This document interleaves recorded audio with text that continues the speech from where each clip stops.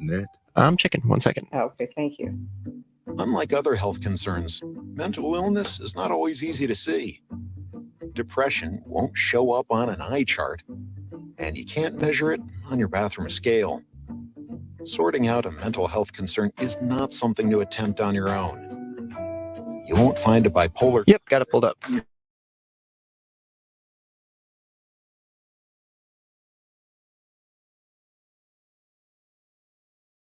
Okay. Pastor Johnson, can you please speak to us?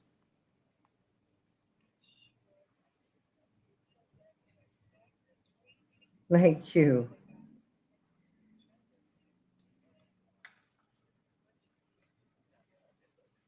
Okay. Try her. Just let's keep talking. Okay. You should be able to hear her now. Support. And we are asking that God will give us When the it strength comes to that we making need plans, you to are the face the best. challenges of What about this those day. round trips? All right, I hear her loud and clear. Called Which to look Thank you. perfect on your making way a- I'm there. going to check how much time we have. I believe we're coming up pretty soon, but I'll check real quick. Meetings with friends for which you make a group chat 3 months before so that nobody or anything is missing. Or your daughter's first birthday party. You planned it with such dedication that instead of the first, it felt like our quinces. The same way you plan each detail for those moments. Start planning to protect you and your loved ones from a natural disaster. Sign up for local weather and emergency alerts. Prepare an emergency kit. All right, we're about to come up in like 15 seconds. Okay, thank you. Protecting your family is the best plan you can make. Get started at ready.gov/plan. Brought to you by FEMA and the Ad Council. WCPT 820, Chicago's progressive talk, where facts matter. We can change the world, change the world, change the world. Yes, we can. We can change the world, we can change the world, change the world. This is the Santita Jackson Show. To a place of love, it's not too late. Gotta save the children, we can't wait. Let's change the world. I am free. Hey, everybody. Welcome to the Santita Jackson Show. It's a joy to be with you today. Oh, boy, so much is going on. The Biden impeachment inquiry. Of course, we'll be talking about that. What does that mean? What is it exactly?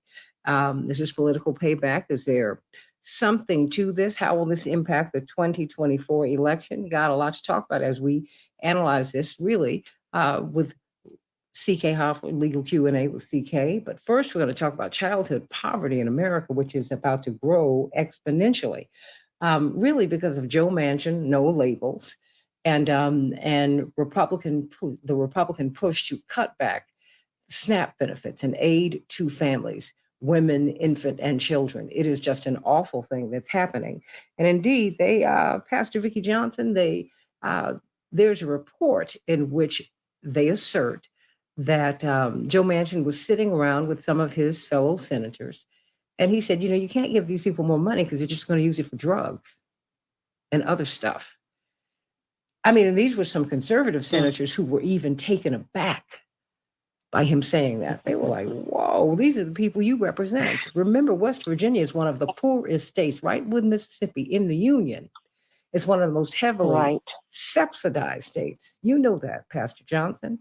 I mean, they were able to get so many federal subsidies because of Senator Robert Byrd. May he rest in peace. So it's a very, very, very, very poor state. This is a very, very, very wealthy man who is in the energy industry, oil. He makes a lot of money there.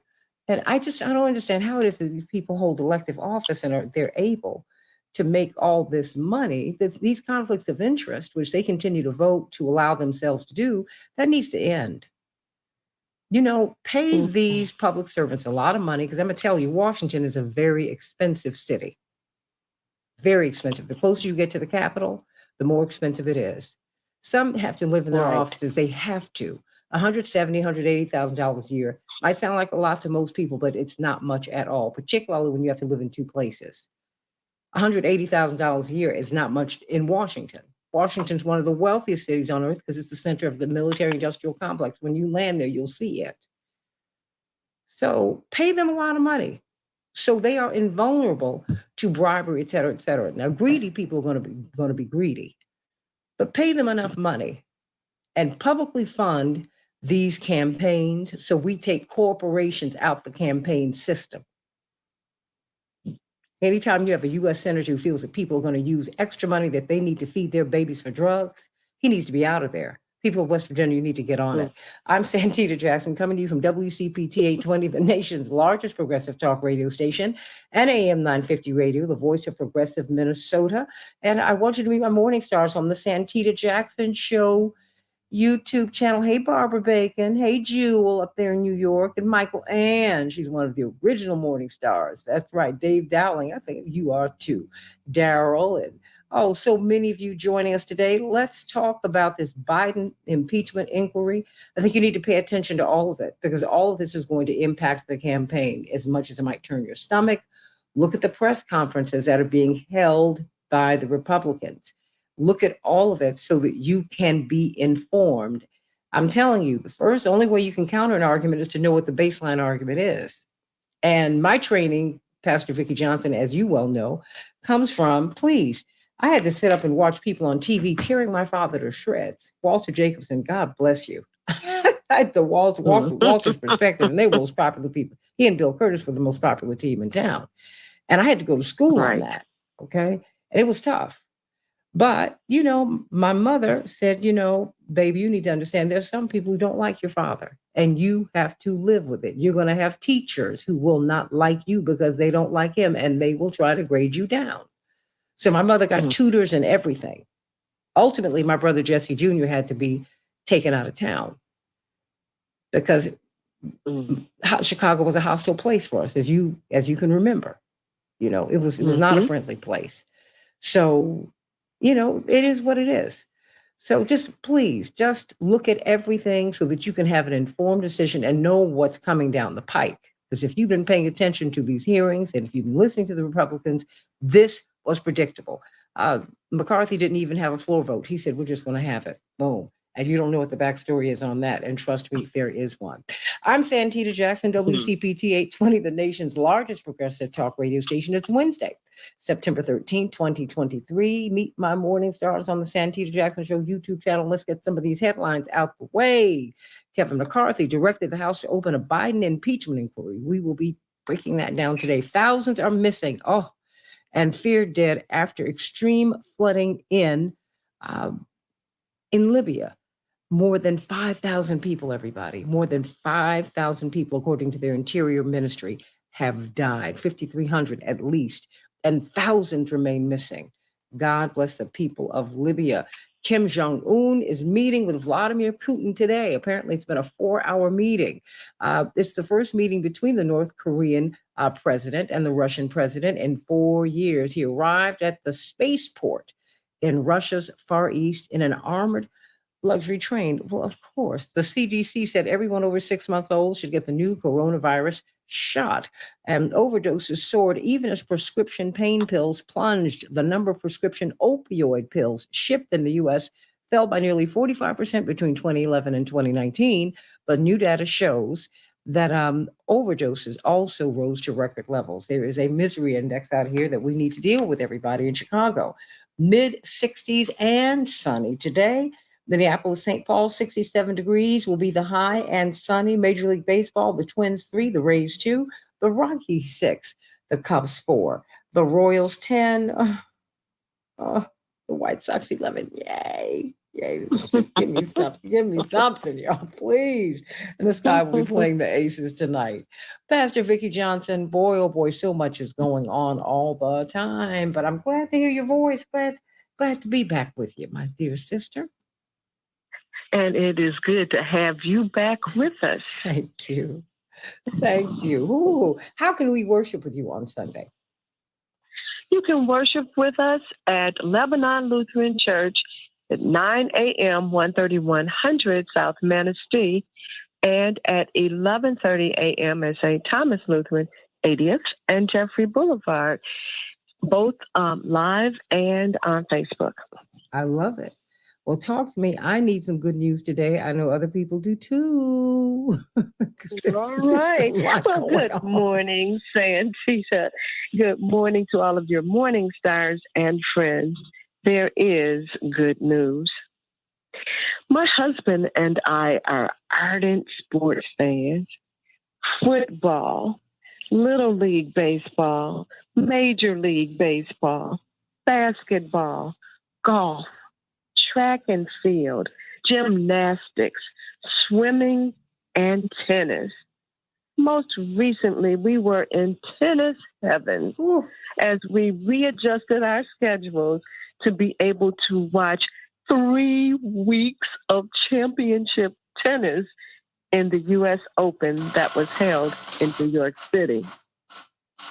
There were so many Americans in general, and African Americans in particular, who advanced very far in the tournament. There is one thing that I have found to be true about tennis. I don't have time to go through the specifics of tennis, game, set, bat. I don't have time to explain how you move from 0 points to 15 points to 30 points to 40 points and how you can win. I don't have time to tell you about how women need to have 2 sets out of 3 to win the match, or men need to have 3 sets out of 5 to win the match. What I can tell you about tennis is that whenever you get an advantage, you need to be prepared and intentional about taking advantage of your advantage. We watched player after player come up unsuccessful after having advantage upon advantage, not being able to take advantage of their advantage. Of course, tennis is a one-on-one sport and differs from life. But we still need to be prepared to take advantage of opportunities when they arise. Do whatever you can to be prepared so that you will be able to take advantage of your advantage when it comes. Praying for the advantage and not being ready for it when it comes is not good enough. Invest time daily in yourself. I think I need to say that again. Invest time daily in yourself so that when the advantage arises, you will be able to take advantage of it. And just like our little Coco golf, you too can come out as a winner, not just in a game, but in life. Just do your part to be ready to take advantage of your advantage. If you can do this, and I hope that you will, then to me, that's good news. and be ready when service comes. Hello. I mean, that young lady that girl is amazing. She's only 19. Oh, yeah. But watching her parents and, hearing her say, you know what? People tried to separate me from my dad. And they tried to do that with the Williams sisters. It happens with Black families in particular, but it also happens that's part of the fame game, though. I mean, let's be very clear. When money comes in, people, red, yellow, black, brown, and white, want you to get away from. They want to remove you from your base. And it's always deadly. I've seen people try to do it with my father down through the years. And fortunately, my parents' marriage survived and thrived. But it was tough because no one likes the first lady. I don't care. And no one likes the family. We like the picture. But when people get in, they want someone else to have influence. That's where Deion Sanders, when he talks about, hey, I know why y'all don't want me as coach. You don't want another Eddie Robinson. You don't want me to shape a Doug Williams. You don't want these young Black players to look up to a Black man. You want them to look up to Dean Smith. Huh? Mm. Oh, girl. Yes, It's the game. and especially it happens with separating the children from their fathers. From their because they fathers. realize that there is strength when the father is present and loving as her father is. So, Absolutely. I mean, our prayers for them. oh yeah, no, I mean, I'm praying for them, and I just pray that they keep on because, you know, it's that's your father, and that's it, and the father's the head of the family for a reason.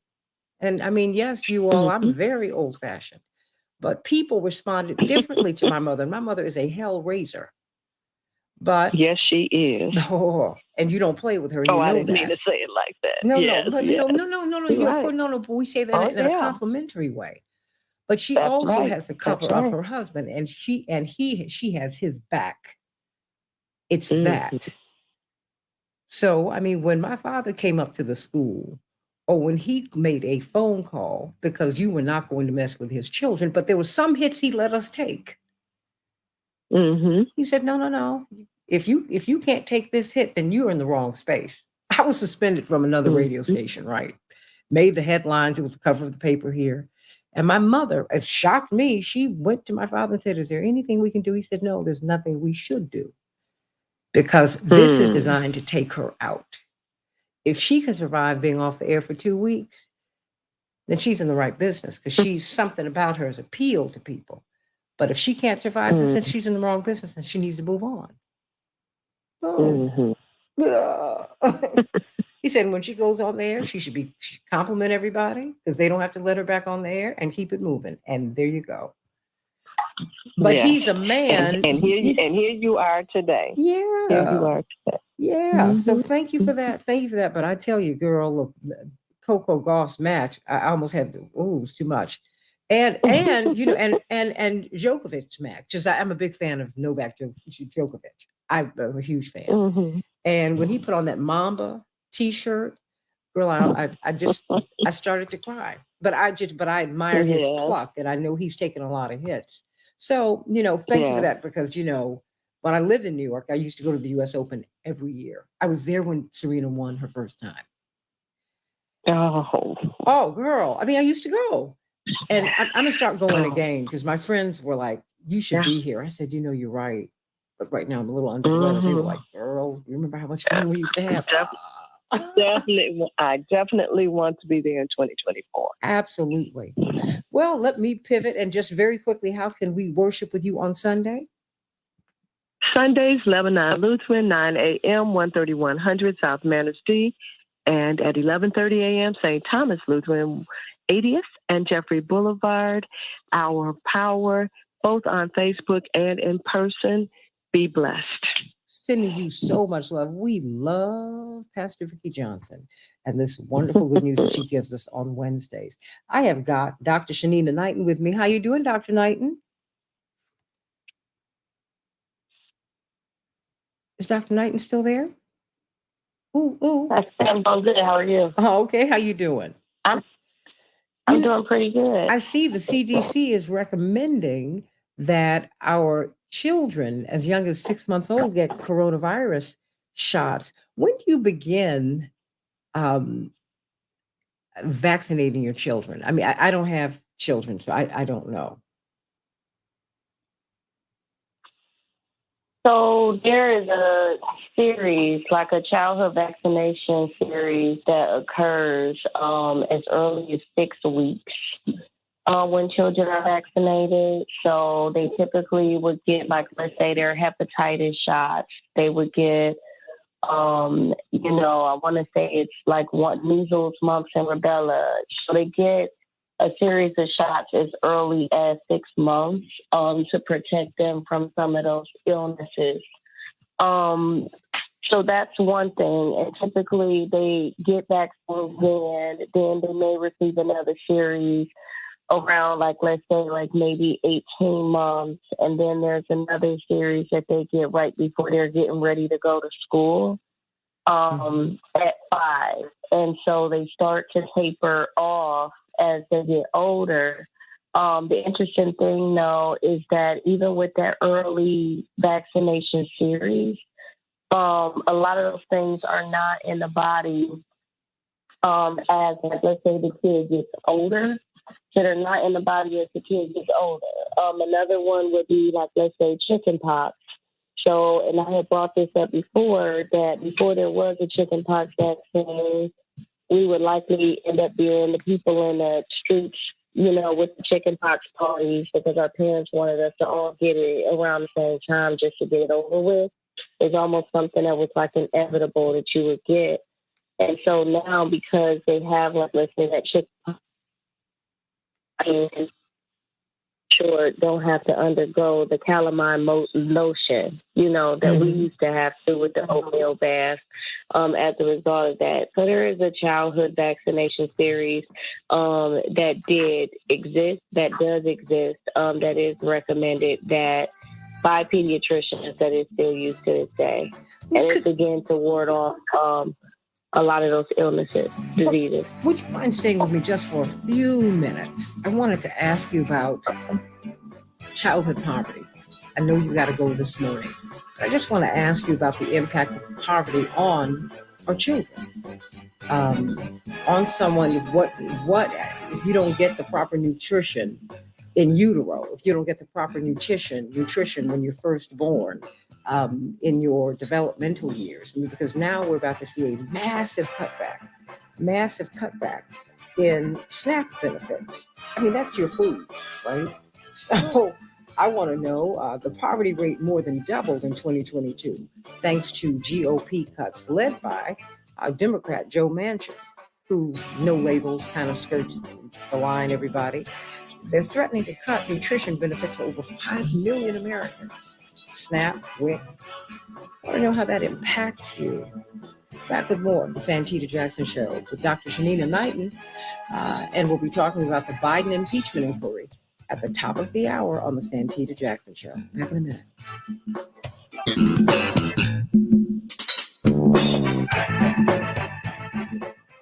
Dr. Knighton, how you doing? I'm doing pretty good. How are you? Girl, I feel much better. Okay, now I really understand sleep hygiene. No. Boy, there's some things you really just have to get your rest. And that is one of the things that I'm learning. And I'm starting to take naps too. Intentional naps, not just I fell out naps. I'm at least that's what I'm doing this week. I am trying. But how's your family? Oh, they're pretty good. Listen, you already know we got the school year underway and all of these other good things. So it's going pretty good. I don't know how you do it. I think, how we would call our mother as if the only thing she had to do was us. Right. Each one of us. Like, you're like, Mom, I need you to be at this assembly because I'm going to be performing. And honey, I remember my brother Yusef played the violin. And yes, he did sound like a little child who was playing the violin. And we had to sit there and listen to him practice. And Lord, and he was so proud. And when he was in his little recital, my mother had a little special dinner because we had to encourage him. We were like, okay, go Yusuf, go Tootie, because that was his nickname. Go Tootie, go Tootie. And that made him play louder and longer. We're like, oh my gosh, please don't. Oh my goodness, there's just so 2 much minutes. going on. Thank you so much. And when will Reverend Wilson be on?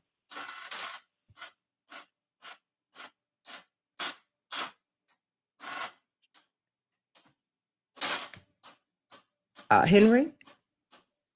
Yes. When will she be on? She said she'd be ready in about 10 minutes. I believe I called her 10 minutes from now? From when I called her, which was about 26, I believe. So like 6 after, or 36, I believe. But I'll let you know when she's ready. Okay.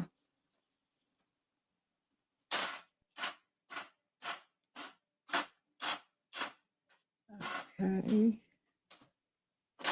Okay. Whew. But you know what? One of my friends recommended to me that's been helpful? Cola syrup. She had to use that with her daughter when her daughter had a stomach that was disquieted.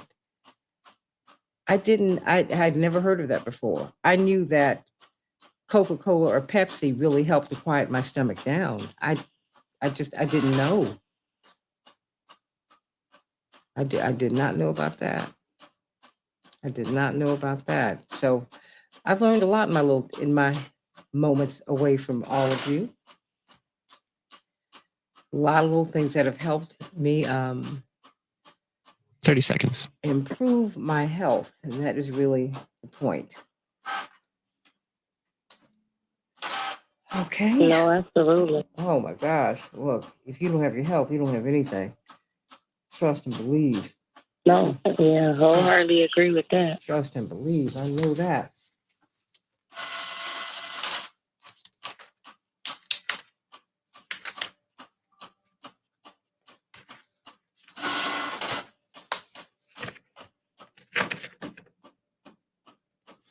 Stand by. Okay.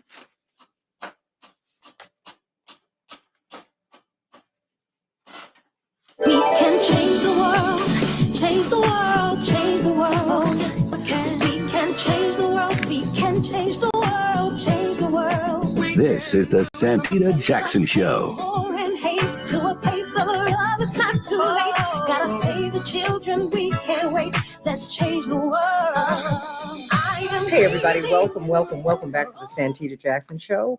I'm going to be talking about the Biden impeachment inquiry. I want you to call me at 773-763-9278, 773-763-9278. Do you think that this is just partisan payback, or is there more to this?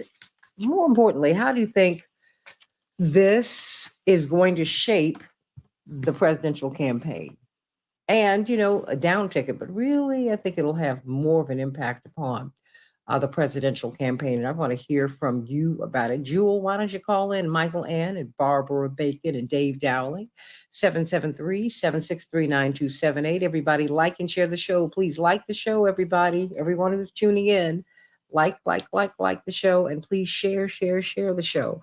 Call me at 773-763-9278. Child poverty in the United States more than doubled in 2022, thanks to the cuts instituted by the GOP and Joe Manchin, who defected from the Democratic Party and supported these cuts to the WIC program and the SNAP program. But what's even more disturbing to me is that Joe Manchin privately told his colleagues in the Senate that the child tax credit money would be used by the recipients, his constituents, a large number of whom are his constituents, to use drugs. Yeah, to use drugs. And you need to have work requirements and all of that in order to get a little help. Now, I wonder if he, as a captain of industry, gets that same help. But can you imagine? I mean, I tell you what, according to reports, even the senators were taken aback by what he said. So what about childhood poverty doubling in the United States? Doubling. What does that mean? Why? What is the impact of childhood poverty on your health? I mean, Dr. Knighton, I have to tell you, my parents have 5 kids, and 3 of us were born when my parents were students. And when they were, when they didn't have anything. Well, we had each other. So what did we know? We had our parents and we were all good. That having been said, I mean, my parents' first standalone home that I lived in was in a housing project in Greensboro, North Carolina. And when I was born, my parents technically were homeless. They were living with friends who, my name is rent money, Dr. Knighton. Mrs. Halsey said, may I name, if it's a girl, may I help you name her? And my mother was like, sure.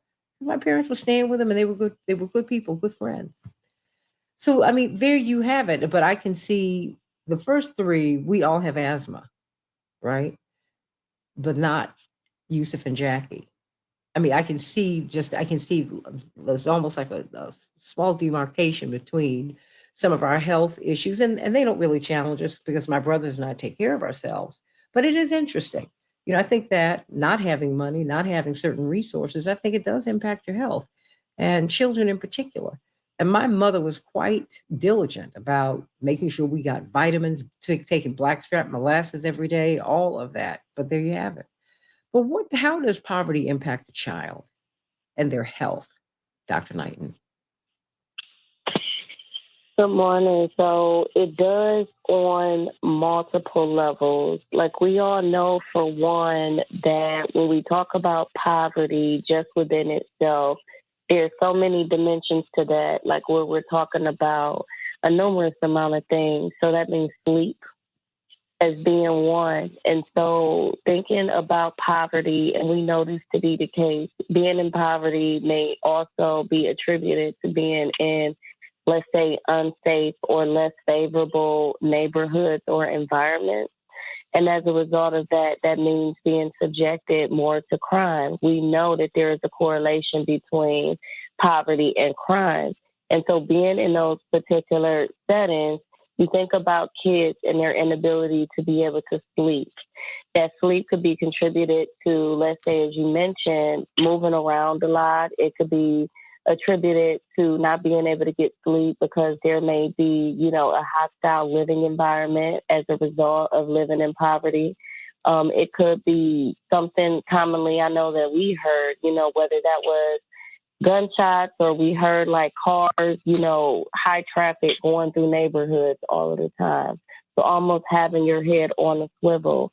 Being subjected to, which we know has happened, where there is like let's say shootouts and things like that can occur. And so just even that trauma of thinking of things can happen. The fear of thinking things can happen can interfere with sleep.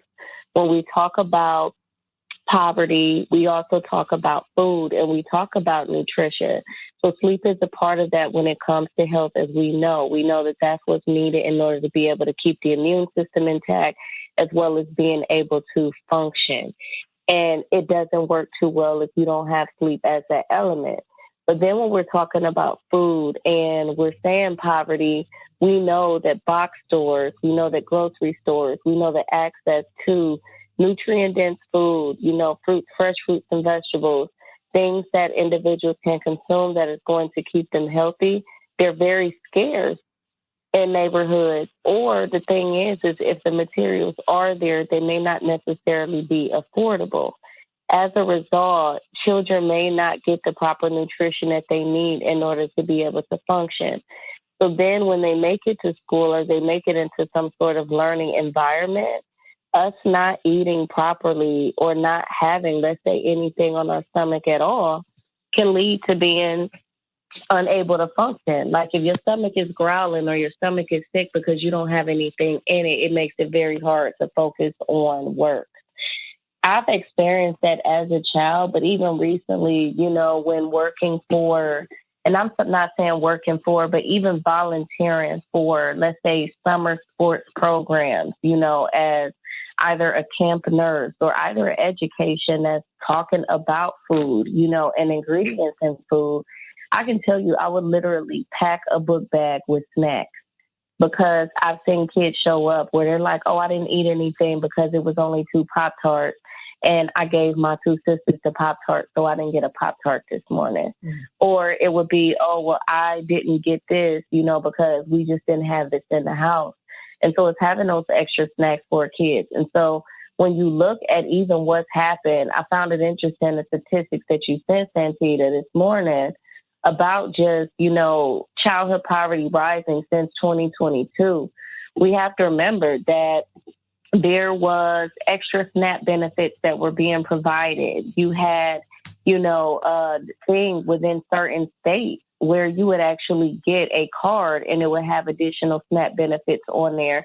And it would be specifically tailored towards the kids. So if the kids were enrolled in school, then 9 times out of 10, they got one if they were within a certain income limit. And they didn't have to apply for it. It was something that the government automatically sent based off of taxes. So we've seen up under this administration, unfortunately, that all of these things are starting to go away.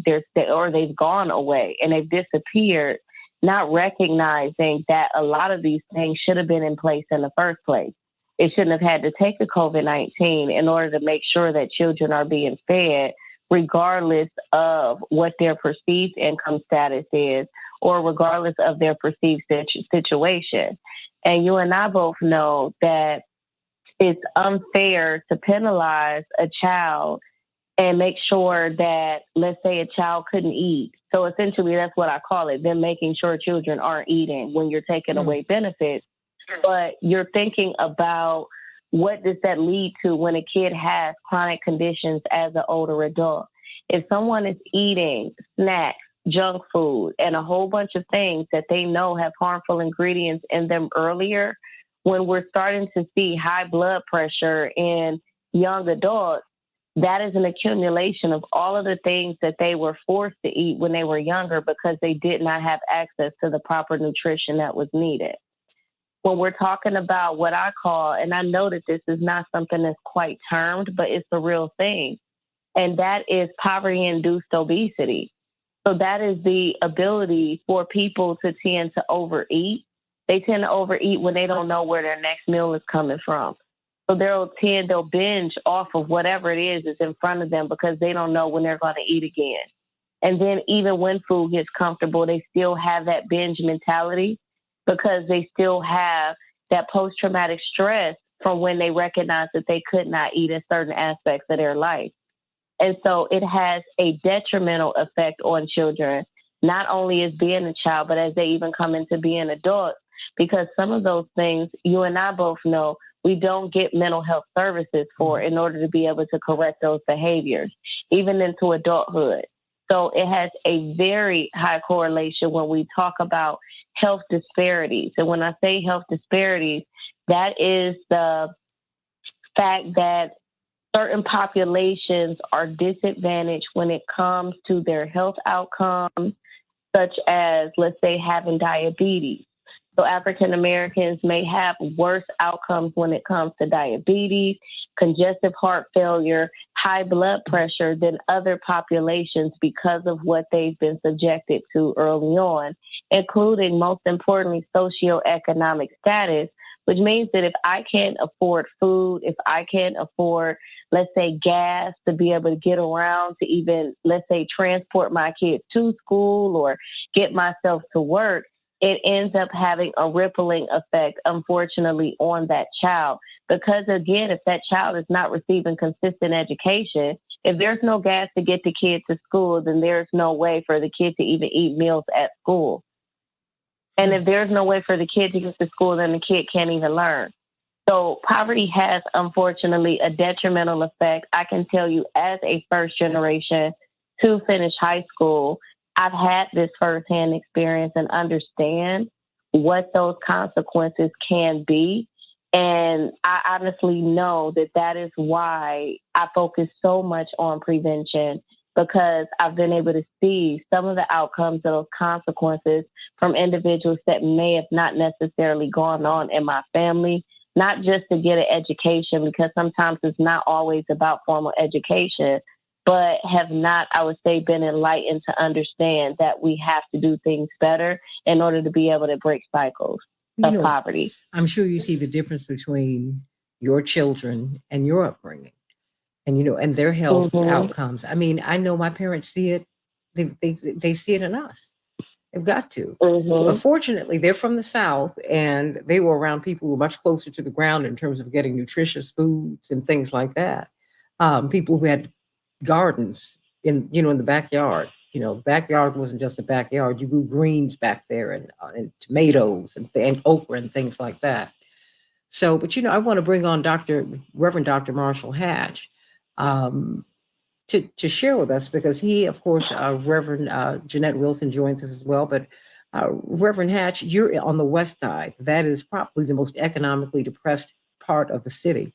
And you see that child poverty more than doubled in 2022, thanks to these cuts from the GOP and really Joe Manchin defecting from the Democratic Party to cut into the Biden agenda. That's what Build Back Better was about. It was about not just cutting poverty, but he was trying to help end it. But he felt that you needed to have a work requirement because parents would feign being sick and go on hunting trips and just hang out.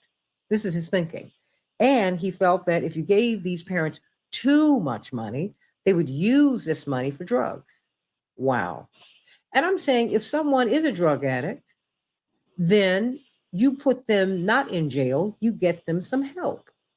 That's going to okay if that's what's happening with the parent, that's they need help. But you don't throw the baby out with the bathwater, so to speak. I mean, so what do you make of childhood poverty more than doubling? Is that something that you are seeing, Reverend Hatch? Well, absolutely. And we're seeing it all over the country. We're watching children having to raise themselves, which has a lot to do with the increasing crime rate. Kids that were out of school 2 years, where, the lunch programs provided really a slower for nutrition, daily nutrition for children.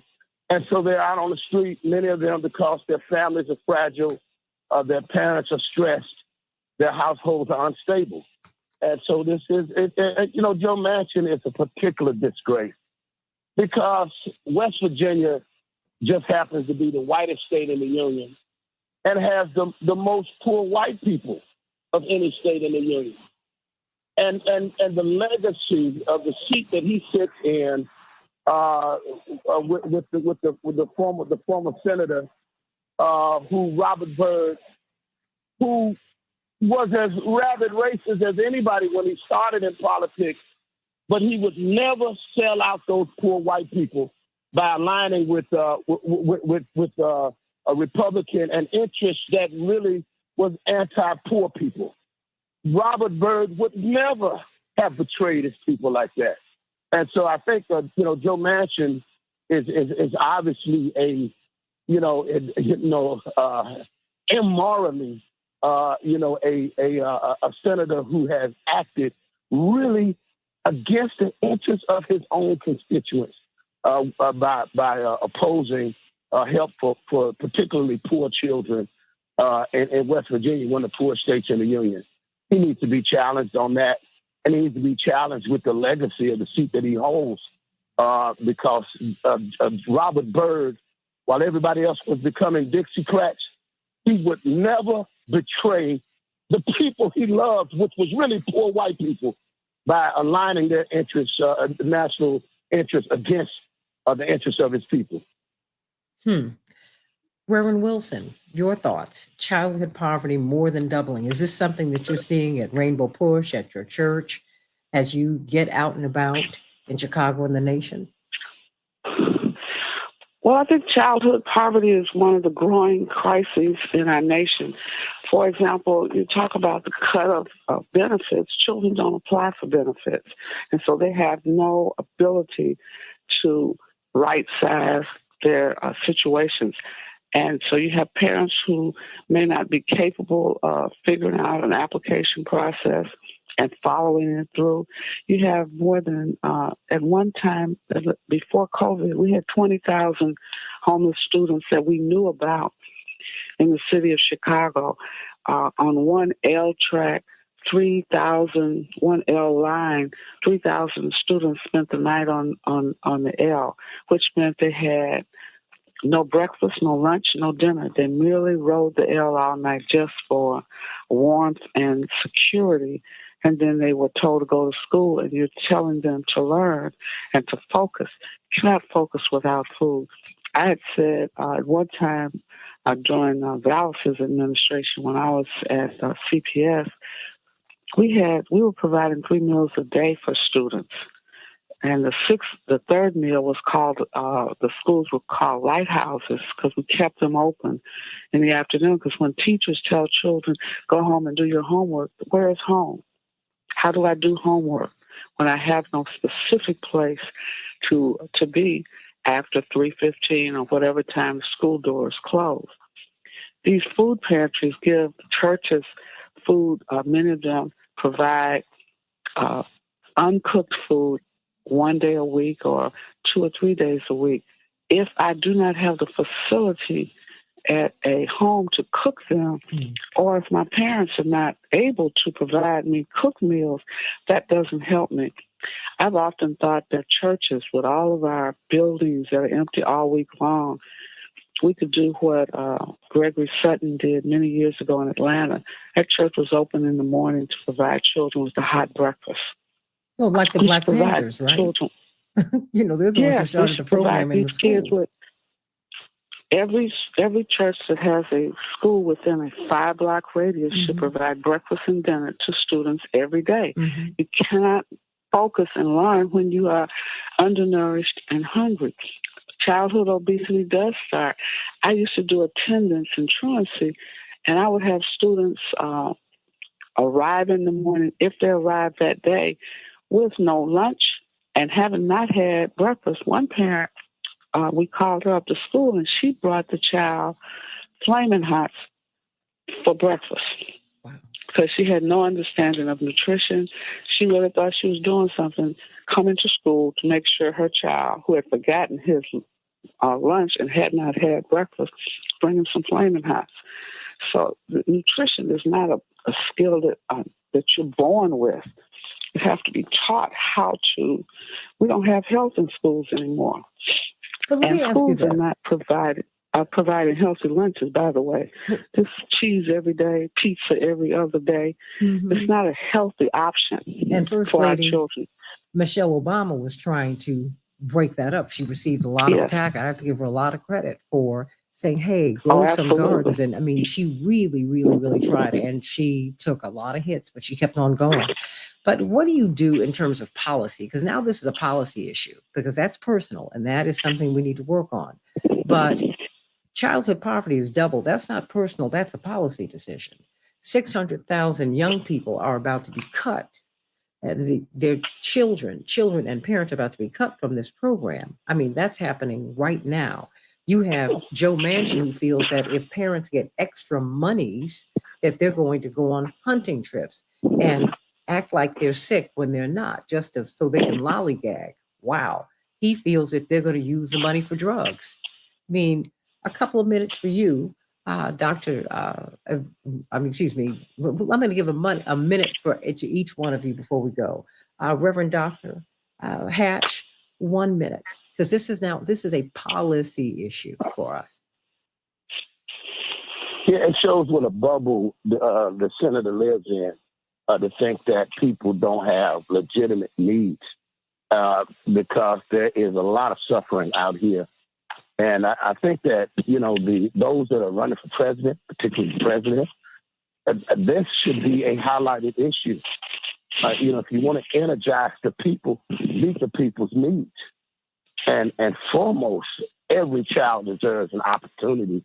And the only way to have that opportunity is for them to have, fully formed and developed bodies and intellectual development that comes with nutrition, with the daily nutritional meals. And so this is at the heart of America, and it demonstrates that every budget is a moral document. And when you take care of the least of these, that is what makes it moral, and that is what makes it godly. Dr. Knighton, 1 minute, your thoughts. I wholeheartedly agree and concur with what's being said, and I just find it so perplexing in regards to what our priorities sometimes are as a country. And I'm saying collectively, only because while I do understand that there are so many of us that are fighting, for things to be right, it still brings up the moral question of us having money for wars, but we don't have money to feed children. And it's perplexing, when it comes down to the accountability of that. And when we look at, the increase in crime rates and everything else that's happening, we have to understand that it is so multi-fold that if someone has to feed their children because they don't have the means to do so, you have to ask, is that crime occurring for the right reason or the wrong reason? And so the fact that we're in a situation of having to have that moral conversation around crime to even feed a kid, because there aren't always resources, is very challenging and is very strange. And it shows that Instead of us dibbing and dabbing in wars in other countries, we really need to be attacking the war on poverty, and especially childhood poverty when we're thinking about our children that won't have the nutrition, won't have what it is that they need to even be able to have the foundations for, let's say, education, which is going to be important for our future, to be able to have proper health so we can start turning the tides on our healthcare system. And last thing, Santita, as it relates to COVID, it is the thing that COVID is still here, and we're still watching many households be displaced as a result of the consequences that it is having on people, whether that is them dying, whether they're having long COVID, people are getting dementia earlier, people are having earlier onsets of cancers. We can talk about so many things that's related to it that I just think it's an inappropriate time, and it was an inappropriate time to be talking about cutting anything back for children. I've got less than a minute for you, Reverend Wilson. What should we do? Well, I think from a policy standpoint, every United States congressperson will be up for re-election next year. Our platform must be, we want increased funding for students in schools. Schools must provide 3 meals, not one bad meal, but 3 great meals every day. We need state and county and city legislative bodies to increase funding for school meals, not lunches, school meals every day. As they're increasing anti-violence funding, increase pro-education funding for food for children, and open up these school kitchens. And then churches, we must begin to do what Jesus did: feed the hungry, feed our hungry children. Now we have the capacity, we have the power, and demand resources to help us make sure that every child has a healthy start and a healthy end to the day. That's right. Don't have a debate about it. We're not debating money to Ukraine. They just get it. We just gave them 20 plus billion more dollars. Are you serious right now? To drop a bomb. No, whatever. Right. And it's to feed the military-industrial complex, that animal. Sick of it. Our children are starving in America. And these are the ones who are starving, not the ones who are near starvation. Let's talk about the Biden impeachment inquiry on the Santita Jackson Show.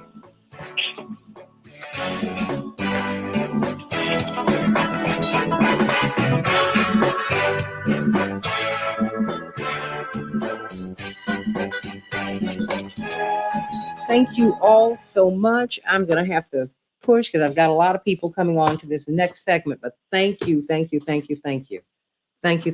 to have a longer discussion about this.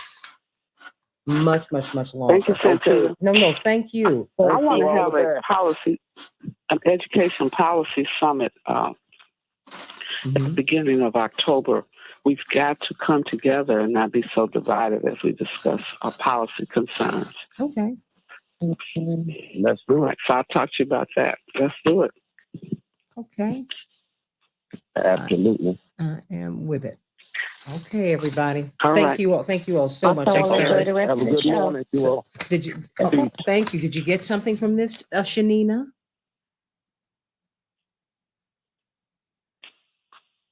Dr. Knighton stays on so she can get some news. But you all, can you believe they're cutting monies for these kids? This is terrible. And then Joe Manchin thinks that people are going to take drugs and act like they don't need. Oh my gosh, reprehensible, just reprehensible. The way Wall Street has cheated us. And you want to pick on poor people. I'm not saying being poor doesn't make you noble. I'm not saying that at all. I'm saying we don't have a problem messing with poor people. But Wall Street and wealthy people, we leave them alone. We ought to be sick of that.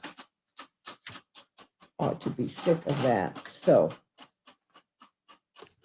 let us get to it. Okay.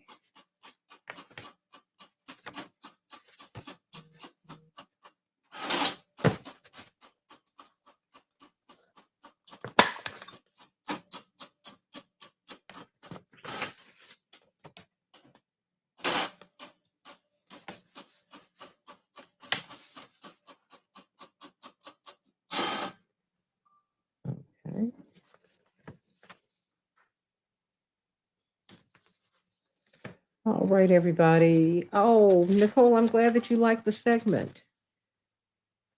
And that's right. Take it to the CBC because these are the things that we need to be talking about.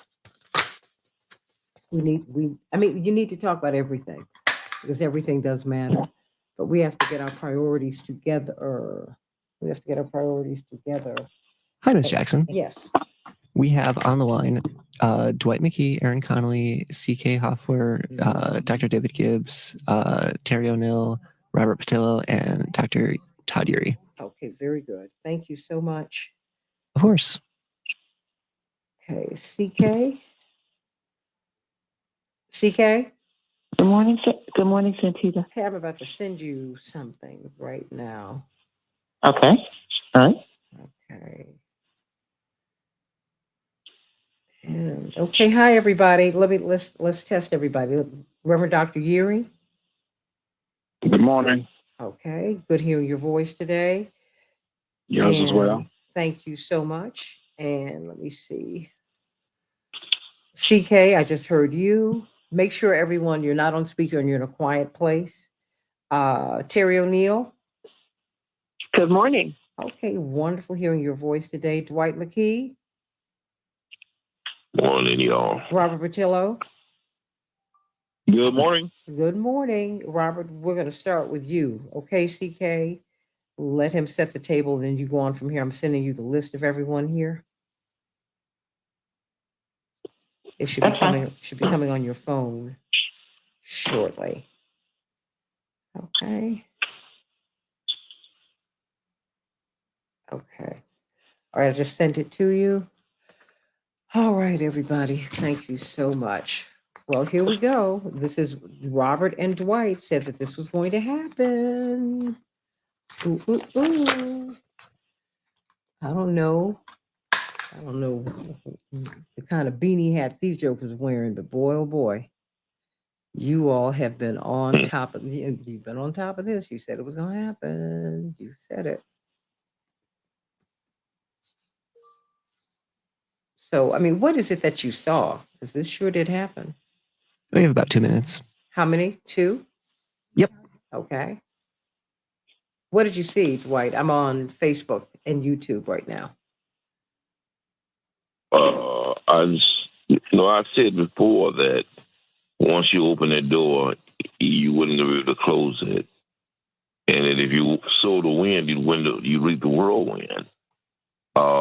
It was a very dangerous precedent to set as they began to come after Trump, rightly or wrongly, justifiably or unjustifiably. It set a precedent that now you could weaponize government, which is what they thought that they saw the Justice Department do with Trump, and gave them the license to respond in kind. And so once you understand cause and effect, and you understand how this system is set up, you could pretty much predict that these impeachment hearings were on their way. And they're going to be dire. They're going to have a major impact on this election. And it may end up a situation almost like Haman and the gallows, where the gallows that was set up for Trump may end up the gallows that hang part of the Biden family. Well, you know what? Let me say this. CK, Robert Patillo, Dwight McKee, and Dr. Gibbs, for them, this has been a worry, just so that you know. So it'll be interesting to hear their thoughts. And people on the chat line were a little upset by their comments because because people said, well, some said that what you're doing is you're beating up on the Biden family as well. And I don't think that that's been the intention. So I think we should hear from them, CK, so that they can speak to that. But I can't wait to hear Terry O'Neill. I can't wait to hear Aaron Connolly. I can't wait to hear Reverend Dr. Urey. Can't wait to hear your thoughts. So here we go, everybody. But boy, all right, stand by. This is going to be quite a ride. I can tell you that. Because I've been watching these. We can change the world, change the world, change the world. We can change the world, we can change the world, change the world. This is the Santita Jackson Show. War and hate to a place of love, it's not too late. Gotta save the children, we can't wait. Let's change the world. I am breathing. Hey, everybody. Welcome to the Santita Jackson Show. It's a joy to be with you today on Wednesday, September 13th, 2023. Let's talk about the Biden impeachment inquiry. We were just talking about childhood poverty, which has doubled since 2022. Got to talk about that. That should be a talking point during the presidential election and the gubernatorial elections and the congressional elections in both houses and on the local and county levels. Push that point. We need relief for our children. We need relief for the people of East Palestine, Ohio. We need relief for the people of Lahaina. They need more than $700 per family. Are you for real? And they need their land back, by the way. So think about that, everybody. It's Wednesday, September 13th, 2023, WCPT 820. The nation's largest progressive talk radio station is my home station, as is AM 950 Radio, the voice of progressive Minnesota, and my Facebook friends on the Santita Jackson Friends Facebook page and the Santita Jackson Show. Please, everybody, get on over to YouTube. Hey, Walter, giving you a shout out. I'm going to get as much of your comment in on the air as we can. We're talking, of course, with CK Hoffler, legal Q&A with CK. Of course, she's on Court TV as a legal analyst, and she has her own show on WAOK, the iconic talk radio station down in Atlanta. Of course, we have her colleague from WAOK and Rainbow Push, attorney Robert Patillo. Of course, he's on from 1 to 4 every Sunday. Don't miss that show, 1 to 4 Eastern Standard Time. It's a lot. It's a great, great show, as is CK's show that comes on. What time does it come on, CK? 11 o'clock. It comes on 11 to 12 Eastern Standard Time every Tuesday. That's right, because I'm like, wait a minute, Eastern Standard Time. Yeah. You have to keep that. You have to keep that straight so people are not tuning in at the wrong times. But make sure you do that. Well, we've got a tremendous lineup. We're going to be joining CK and I as we talk about this inquiry and what it actually is, what it means. Call us at 773-763-9278, 773-763-WCPT. Let's get to some of these headlines so we can get to the rest of the show. Of course, as we just said, Kevin McCarthy, the Speaker of the House, directed the House to open a Biden impeachment inquiry. He made it without a House vote, and he had promised to do. Some people are wondering if he does have the votes, but we will see. Hard right members of the Republican Party were pressuring him, and they were even threatening to end his speakership if he did not move on this impeachment inquiry. Thousands are missing and feared dead after extreme flooding in Libya. More than 5,300 people have died, 5,300 at least, and thousands more remain missing. The people of Libya need our prayers and they need our help. Kim Jong-un, the president of North Korea, met with the president of Russia today, Vladimir Putin. It's the first meeting between these two in 4 years. The potential exchange of arms, labor, and food will be discussed. The CDC said that everyone over 6 months of age should get the new coronavirus shot. Overdoses soared even as prescription pain pills plunged, everybody. The number of prescription pain pills, opioid pills, shipped in the United States fell by nearly 45% between 2011 and 2019. But fatal overdoses rose to record levels. What does that mean, everybody? We have, of course, the Sky will be playing the Aces tonight in the WNBA. Last night or yesterday in the Major League Baseball, the Twins 3, the Rays 2, the Rockies 6, the Cubs 4, the Royals 10, and the White Sox 11. And we'll have a high in the mid-60s here in Chicago today. And in Minneapolis, St. Paul, your high will be 67. Let's get right to it. Attorney C.K. Hoffler, boy, what we... quite honestly, we didn't want to see happen has happened. Now, an inquiry into a Biden impeachment has been opened in the House of Representatives, but it could be expected indeed. At least 3 people on our panel said they saw this coming. Dr. David Gibbs saw it coming. Of course, Dwight McKee saw it coming. Attorney Robert Patillo saw it coming. And I think we've got to talk about it. They want to know about Hunter Biden's business affiliations. Did he benefit from being Joe Biden's son? And how did he benefit? And did the president benefit? What about the offshore accounts? That is something that the Republicans have been talking about. What was his connection? There's so many layers here. And indeed, before President Biden ran, I remember reading articles in 2018, CK, in 2019, in which people were speculating that this would be his vulnerability, his son's business dealings, and not just his son's business dealings, the potential for his involvement. Because remember, Delaware is the corporation state, so that's always like been in the back. But there's been no evidence uncovered thus far. To be fair. So we want you to call us at 773-763-9278, 773-763 WCPT, and tell us what you think. Legal Q&A with CK. We got a tremendous panel today. Got a lot of people who want to say a whole lot. Everybody like and share, like and share, like and share. Please like and share. Like and share, everybody. Like, share, share, share. Oh, okay, Attorney C.K. Hoffler, what's on your mind? Well, Santita, this day, maybe many could have predicted it would come, but just like a lot of things, many predicted that former President Donald Trump would be indicted. But when it came, it has a different impact. Now, it hasn't happened yet, but if there are impeachment proceedings that will begin relative to President Biden, it is going to, of course, have a dramatic impact on this country and on the world, just as any impeachment proceeding has on this country and in the world, particularly in this political climate as we approach the presidential elections. But I would like to really hear from those people on our panel who predicted this was going to come sooner rather than later.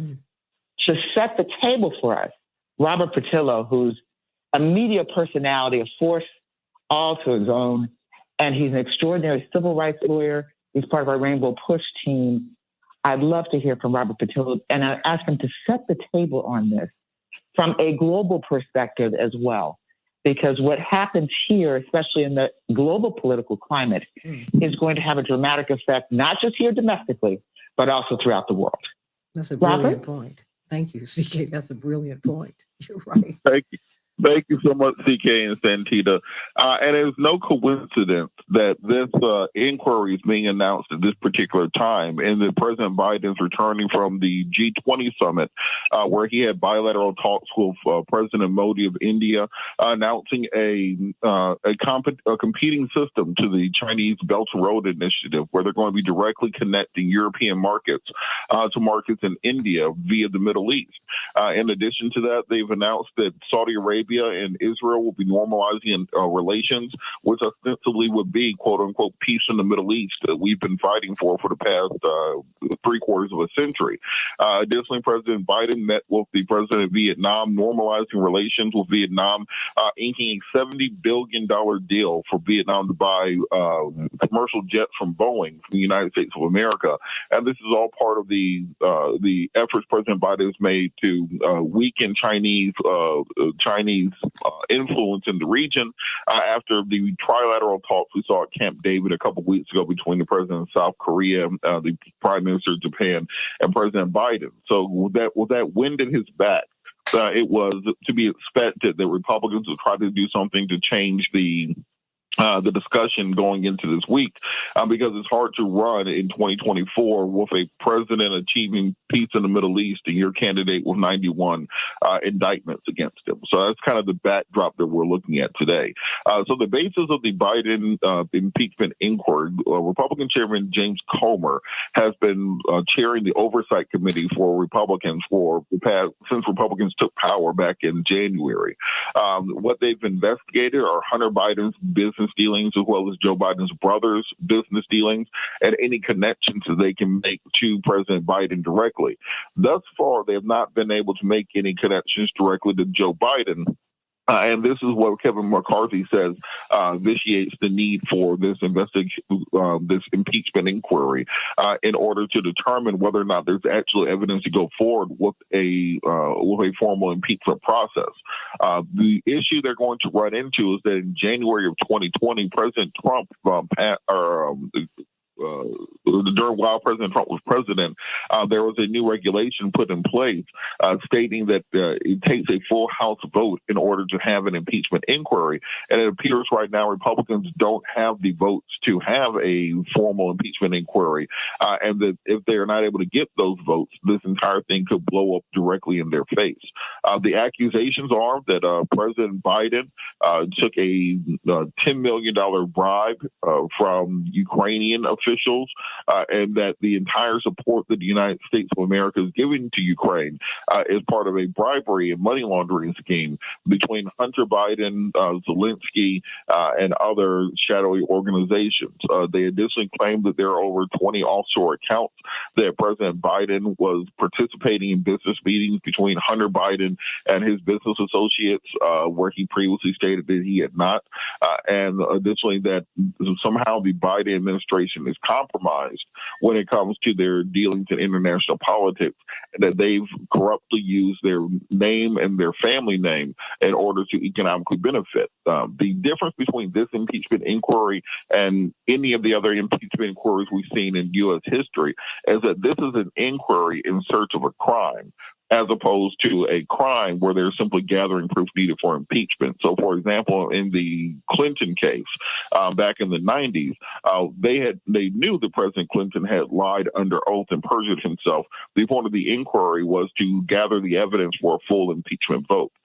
During the first Trump impeachment, they had the call that President Trump had made demanding dirt on Hunter Biden in order to provide military aid to Ukraine. And then the point of the inquiry was simply to determine whether or not that rose to the level of impeachment. This is very much a fact-finding expedition that Republicans are setting out upon. And we saw Matt Gaetz, congressman from Florida, stand up on the House floor yesterday and basically tell Kevin McCarthy that they did not have a full impeachment vote, that they would invoke the motion to vacate, where they could remove Kevin McCarthy from office as Speaker if he did not push this impeachment vote going forward. Additionally, the House Freedom Caucus has said they will not pass any budget deals and will shut down the government if this impeachment does not go forward. So that's the current kind of 30,000 foot view of what we're looking at right now. CK?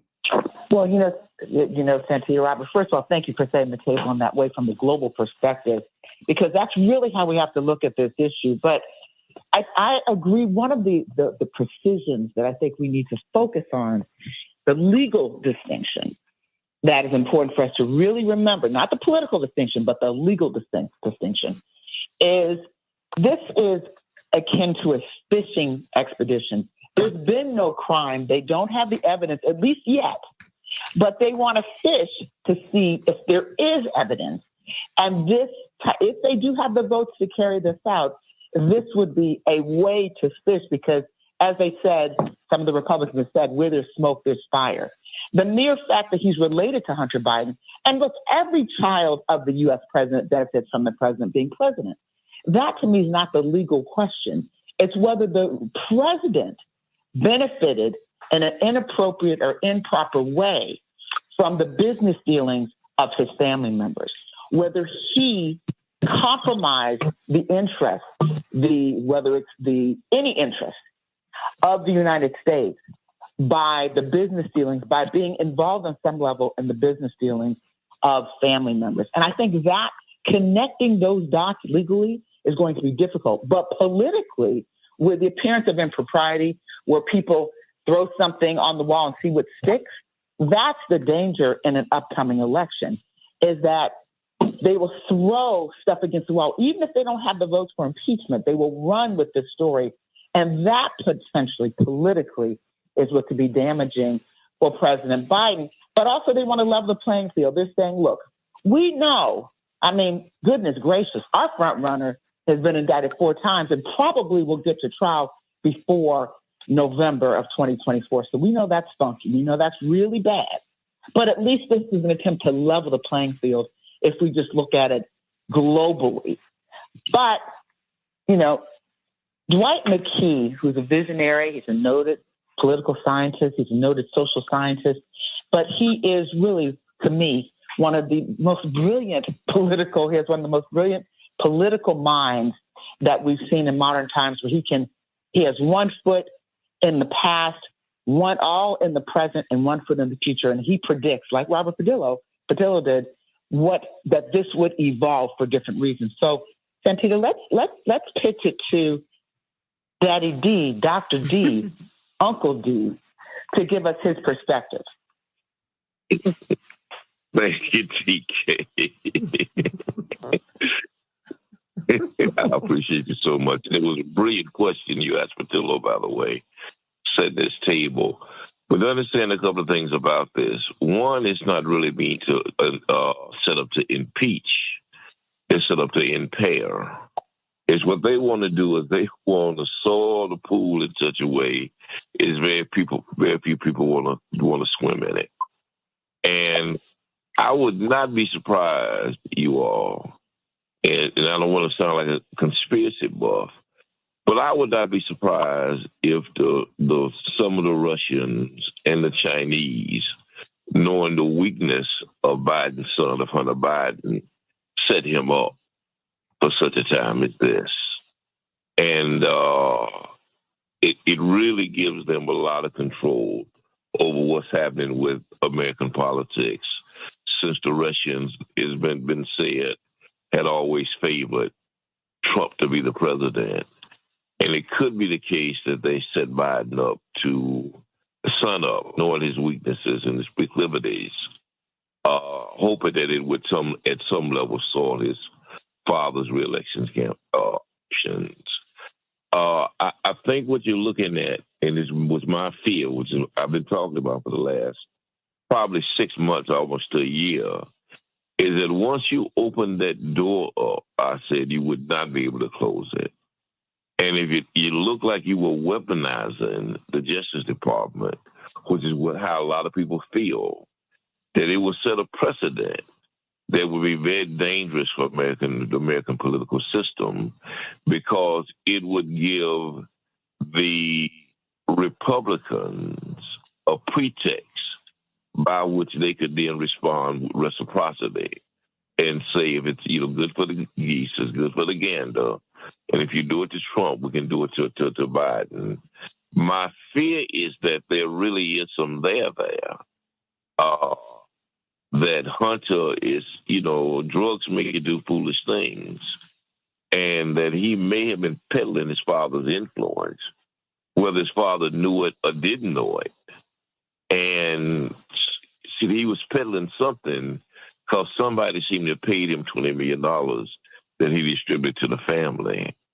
So whatever he was peddling, I'm sure that they didn't pay $20 million for his artwork.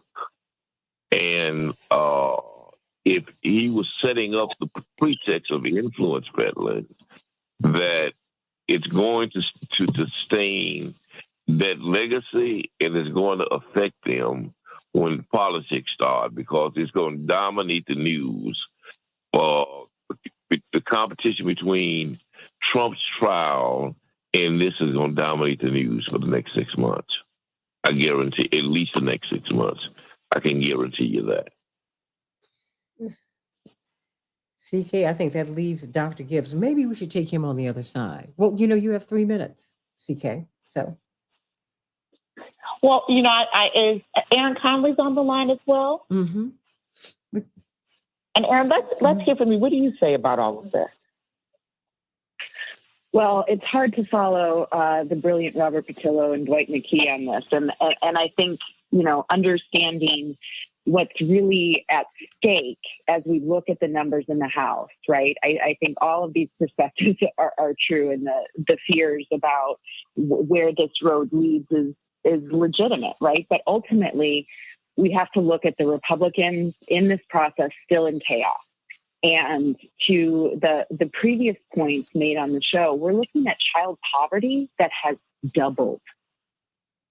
And the Republicans are choosing this circus that isn't even certain to reach an inquiry level, as Robert pointed out, right, where it could backfire upon them. And the American people are tired of seeing this type of delay when there's real work to be done. However, it will accomplish a distraction, an embarrassment, and a circus, which, as we know, our cable news friends and the American people enjoy, right? The ratings are there for this type of news cycle. So if I were the Republicans, from a cost benefit perspective, I would take the risk on this as well, because they believe that it will be distracting enough to essentially equate the Biden family and the Trump family on the same level, right? They want to say, oh, well, they were both impeached, or they're both corrupt, or kind of taking away the sins of one side and equating the Biden family in the same way. We all know that those things are not the same, right? For many, many ways that we'll talk about probably after the commercial break. But there is a great risk here to enable this type of distraction that snowballs in a way that you lose control over. And, as we will see today how the votes stack up for this process, because that's the real question, right? Will this be able to move forward in a meaningful way? CK, we're going to talk about it. We're going to hear from Dr. David Gibbs, Attorney Terry O'Neill, and Reverend Dr. Todd Yeary on the other side of the break. Legal Q&A with CK on WAOK every Tuesday from 11 to 12 Eastern Standard Time, 10 to 11 Central Time. You can catch her. You can catch her on the radio. But when will you be on Court TV again, CK? Actually, I'll be on Court TV today at 3 o'clock Eastern Standard Time. All right now. And everybody, let Court TV know that you want to see more of CK. She ought to have a show there. Just saying. Back with more of the Santita Jackson Show in just a minute.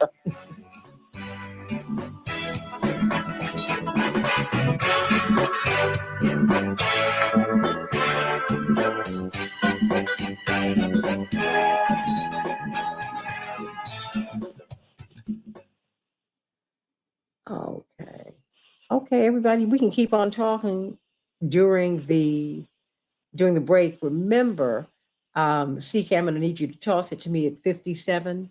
Remember, we've got Dr. Gibbs, we've got Attorney Terry O'Neill, and we've got Reverend Dr. Yeary. Okay?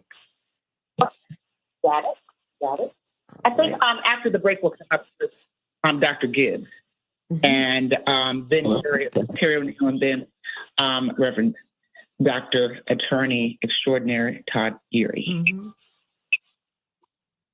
Okay. Robert, brilliant setup, by the way. Brilliant interpretation. Yeah. Absolutely. But Dwight, you keep pivoting back to there might be there. If there is there, what do you think will happen? If there is not a there, what will happen?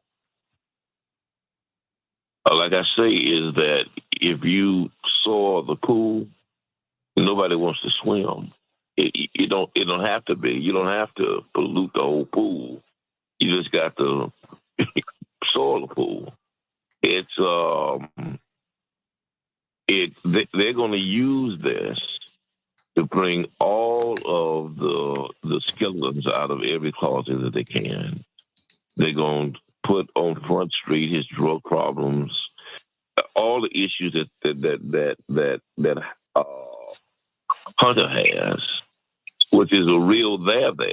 Whether it's the trial, whether it's him carrying a gun, whether it's for drugs, they're going to use that to really, really muddy the water around the Biden family. And as Ms. Sister said a minute ago, is that they're going to equate the two families at the same level, so the corruption becomes, replicable. So now you're choosing not 2 minutes over evil.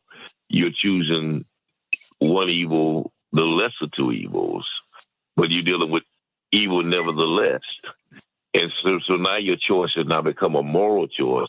It becomes an expedient choice and a political choice. And so it really, really elevates the options or the opportunity for the Trump crowd to get back in power. Because now you're dealing with two corrupt guys, and on the international stage, they will convince us that Trump is the most viable. because he's the healthier, he's the most astute.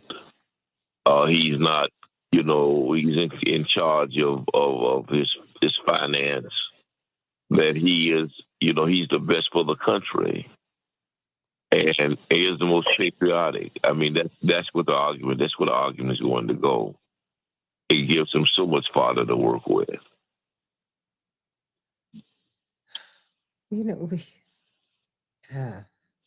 Just, when I see Hunter, I see someone who's struggling, someone who has a sickness. I just hate to see that, because he's he struggled with a serious drug addiction for a long time. And I just hate to see people try to diminish him for that. Is that you, Dr. Gibbs? I think, I'm sorry. Okay. I'm sorry. Now, let's be Rob. Let's be Patillo. I think that President Biden, if he's smart, 30 seconds into that. Because if you look at the opioid epidemic, if you look at the fentanyl crisis, if you look at the people who survived the crack epidemic, this has touched nearly every family in the country. And I think that if President Biden leaned into Hunter instead of trying to hide Hunter and simply said, well, we're passing federal legislation to help drug addiction, to invest millions of dollars into treatment and rehabilitation, Stand by. to decriminalize most drugs, because it doesn't make sense to Change the world, change the world, change the world. We can change the world, we can change the world, change the world. This is the Santita Jackson Show. War and hate to a place of love, it's not too late. Gotta save the children, we can't wait. Let's change the world. Hey, everybody, welcome back to the Santita Jackson Show, Wednesday, September 13th. 2023, WCPT 820, and the nation's largest progressive talk radio station, and AM 950 Radio, the voice of progressive Minnesota. My morning stars on the Santita Jackson Show YouTube channel. Hannah said, smoke, fire, smoke, mirrors. Love that. That is too rich. And then, who agrees with you, Dr. D? Dave Dowling from up north says, hey, and Robert Williams says all scenarios should be considered. Dr. D and Newport 348 says bank statements will be forthcoming, and on it will go. I think you should watch it all, everybody. Karen Lene said, leave it to Dwight to share what he sees is positive in Trump. Their families, policies, and the parties are not the same. CK, before we pivot to Dr. Gibbs, I think Dwight needs to speak to that. What do you think, CK? No, I agree, because we've got callers that are directly commenting on what he said. I do think that we should give them the opportunity to respond. Absolutely. No, I'm not saying that they inherently the same. I'm saying that they would project it to be the same. I'm just dealing with how the Republicans are going to play this and how it's going to play on Fox TV, which more people look at than any other cable station there. They're going to play it this way. What Patillo said is really correct, that if it was a drug issue, you could play the very forward card. But how do you then explain that $20 million and what that $20 million was about? I mean, were they paying him for his paintings? That's where the real problem is going to come in, is when they get these bank statements and have to justify why they paid a man with no experience all of this money in foreign countries, in industries he had no experience in, if it was not tied to influence peddling. That's where the real problem is going to kick in. And yes, it will look to be as corrupt as if they play that card to play the right way, I think they'll be able to play it. The family is going to look as corrupt as the Trump family. Yes, that's going to be the case.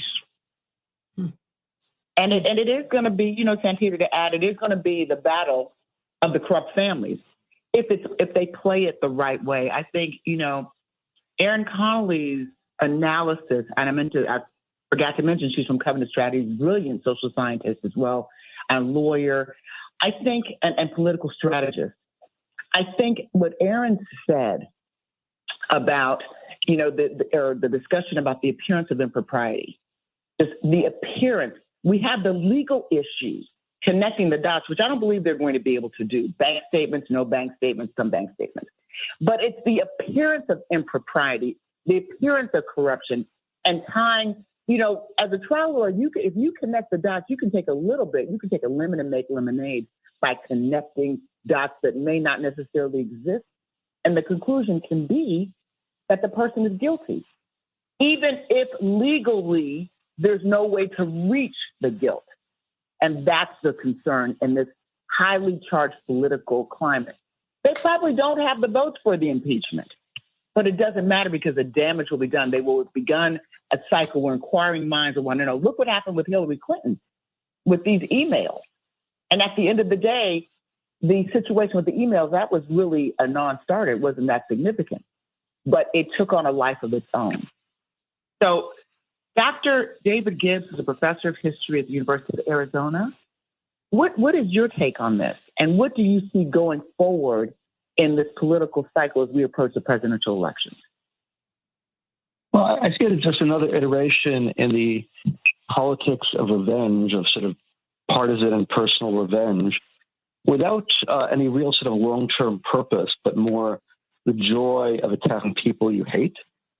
That's certainly how it looks to me. This is mutual. This is bipartisan, and that both sides are doing it. I would see the beginning of it as more in the 2016 election with the birth of Russiagate, Hillary Clinton's accusations of Trump being an agent of the Russian government. I think that was really the descent into this extreme dysfunction, which is now mutual, kind of tit for tat. I think it's very unfortunate because we have real issues to deal with, and this will prevent any addressing of any real issues. And it doesn't go anywhere. I mean, we had 2 impeachment efforts against Donald Trump that, had predictable results. I think this impeachment, if it proceeds, has no chance of removing Biden from office. It just basically is an effort to, again, have the joy of attack against people you hate. The motive does count. And I think the motive here is mostly, again, personalized hatred, which is not a very good motive in my view, but it's mutual. And I think that the lack of recognition of the other side here and how both sides are doing it is, I think, what I would emphasize. And I don't just see this as sort of a Republican dysfunction, but a more generalized bipartisan dysfunction. I don't dispute, by the way, that there may be some merit in the charges, just as I think there are some merit, at least in some of the charges brought against Trump, particularly the ones in Georgia about essentially election fraud or efforts to create election fraud. I think those may very well have some legal merit, even though the motive, I think, is a bad motive.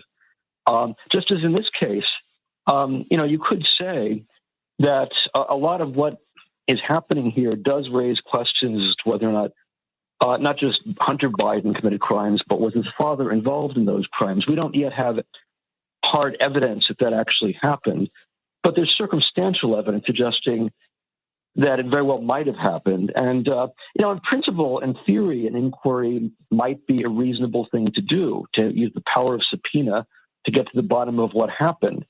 But that would be in a different political environment. The political environment we have now isn't to really get to the bottom of anything. It's just to attack for the sake of attacking. So on those grounds, I don't see it as very useful. I think it's a mistake to assume that there's nothing there, that Joseph Biden didn't do anything wrong and that there's no merit whatsoever to claims of corruption. Let me add as a general point as a historian, there's a very long-standing tradition of mixing high politics, particularly in foreign policy, with ordinary corruption. There was an article in a major economics journal which looked at major CIA covert operations, overthrows of governments, which found in most of them there was illegal stock trading by CIA officers where they would use classified information to invest in corporations that were going to benefit from the coups they were organizing. And then they made a killing on the stock market. This is completely illegal. This is classic corruption. And this happened repeatedly in major covert operations in which large numbers of people were killed. So we should not dismiss the idea that this has happened in this case. It's entirely possible it has.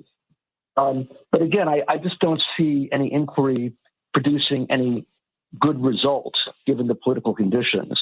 It's more likely just to intensify the partisan blind hatred and do nothing else. CK? Wow. Well, we're getting a lot of yes. perspectives here, right? And I think it's important because there are a lot of perspectives out here, CK. I mean, that's why hearing from absolutely. everybody is so important. Terry O'Neill's got a It is. perspective, Reverend Dr. Urey's got a perspective, and everybody's in different places. So you're hearing different conversations. And because this is as much political as it is legal, because that's everything happens within a context, right, CK? Right. And in fact, I think it's more political than legal. But since we have a great civil rights lawyer, the former national president of NOW, Terry O'Neill, on the line, love to hear your perspective, Terry, on this. Hi, well, good morning, everybody. Yeah, I've just been blown away listening to all these perspectives. I think they're all right. I'm really persuaded by all of them. I want to just throw in sort of the way I've been thinking about this.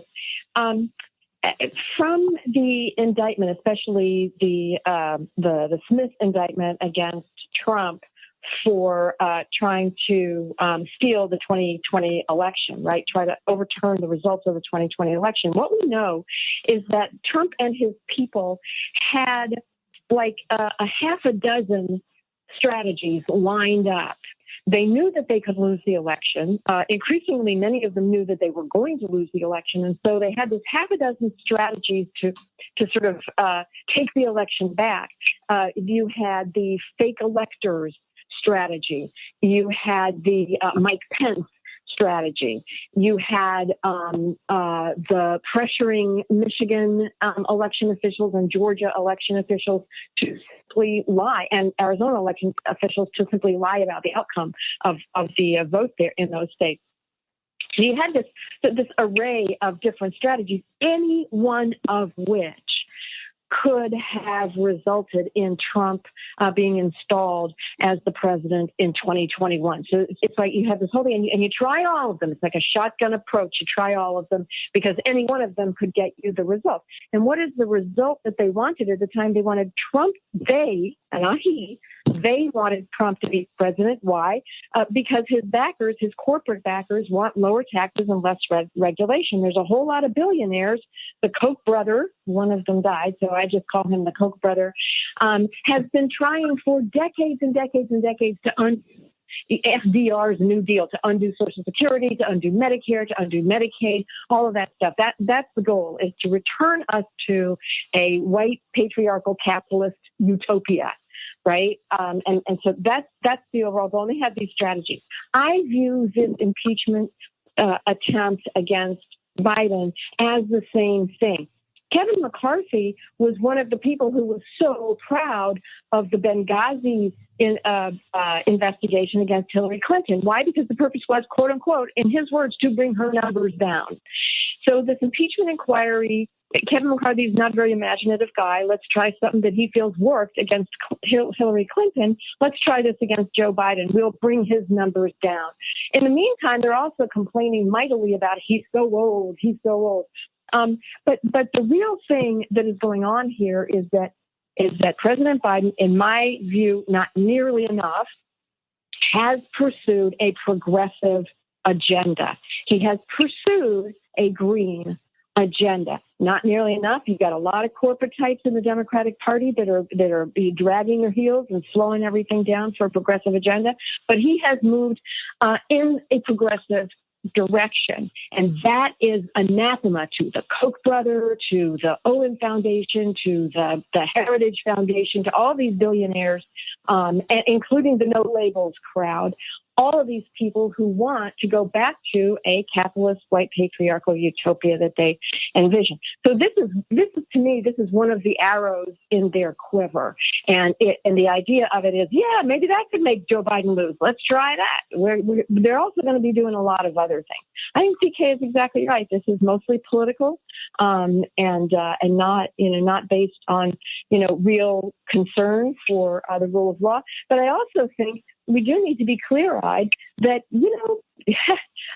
throughout history, politicians do stupid things and bad things, and the American people are left to kind of clean up the mess. So we have to be clear-eyed about this, but let's understand what the overall objective is: capitalist, white, patriarchal agenda. Thanks. Thank So you, we Jerry, dropped the for mic. taking my breath away. I just felt that the mic dropped. But, Santita, one thing, the term weaponized, I think Dwight McKee used the term, not that it was the term that he believed, but he used the term weaponizing the Justice Department. That's a term that is used. I don't subscribe to that notion. I do draw a distinction, and I know this is a legal distinction. There were indictments of former President Trump, but there were impeachments of former President Trump, but he also has indictments. There's a huge difference between an impeachment process under the best case scenario, which we know is not going to remove, is not going to remove President Biden, even if it goes through to a logical conclusion, and indictment, not one, not two, but four. And at least in one of those cases, I believe Georgia, the claims and the alleged criminal activity is going to, I believe, result in conviction and mandatory sentences. There's a big difference: impeachment process and indictment, a legal proceeding in the court in the United States of America. Huge difference. But from a political standpoint, they're muddling this all together because, again, it's to create an image of corruption. And it's murking the waters. But Reverend Dr. Todd Yeary, who's in the DMV, who is also part of our Rainbow family, a great lawyer and political strategist as well, would love to hear your perspective, because you're there in the hot seat in the DMV listening to this, and you're a person from the faith community. So I'd love to hear your perspective on it, Dr. Yeary. Well, good morning, CK and Santita, and to my colleagues. So I'm in the DMV, but I'm actually sitting on the floor in front of my TV, and I'm going to keep getting my popcorn ready because the show is getting gooder and gooder day by day. So here's what we see, right? We see McCarthy's lips moving, but we hear Matt Gaetz and Margaret Taylor Greene's voice. And when you are leading under the threat of removal, you're going to do what you're told, not necessarily what you believe. And so this is really not about trying to achieve checkmate from a political standpoint, but stalemate. When you have the former president's political allies running the House, the Republican conference, it then allows the former president, to manipulate the outcomes without having to have his hands directly in it while he's defending himself.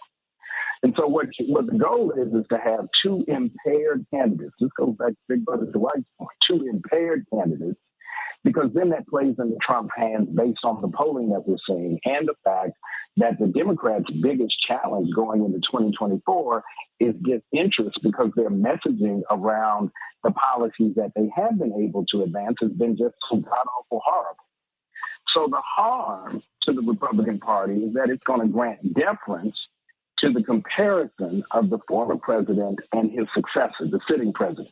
And so the other candidates, remember, we've got presidential debates going on and primaries happening. This is really going to be a competition for who's going to be number two on the ticket, and hope that as president in waiting, if something happens to the former president, should he come back to office, is that they'll become president by default. So what is the there that's there? There's taint, but it's really, here's what's really here. Though there's political and then there's the legal. As we saw with January 6th inquiry, the political inquiry can assist the legal prosecution. And so if the assistance to prosecute Hunter, remember the whole issue of the plea deal and all the rest of that, It then forces the hand of the sitting president. What do you do to protect your child? To publicly say that you don't have really anything to show abuse of power shows that the Trump allies are the actors going to help Trump control the party. So here's what we have. It's a battle of two shows. It's the battle of the show about the sun. And I would suggest that if the Democrats take the House and let's say the former president comes back to be president, the next show you're going to see, I'm going to put it on the board today, get ready for it, is not going to be Hunter Biden. The next player, the next contestant on this show is going to be the son-in-law, Jared Kushner, who, while Hunter got $20 million, Jared got $2 billion against the advisement of the hedge fund in Saudi Arabia 6 months after leaving office. And so what you're going to see is they're going to keep pulling this string about the entitlement class. Terry O'Neill is right. This is us watching the folks who have all of the resource continuing to really, for lack of a better term, manipulate us. They really, the folks on the street say they pimping the rest of us while they're running away with all the money, capturing all the media, taking all the air out of the room, and leaving the rest of us to struggle while they get rid of Medicare. They're harming Medicaid to get rid of Social Security. The things that are needed for the masses are going under, while the bank accounts and the bank balances of those who are the criminal and the political, they keep going up. That's the reality of what's going on. But I got to get my popcorn. So, and Dwight, I ordered some extras so you can have some too. We're going to watch this together.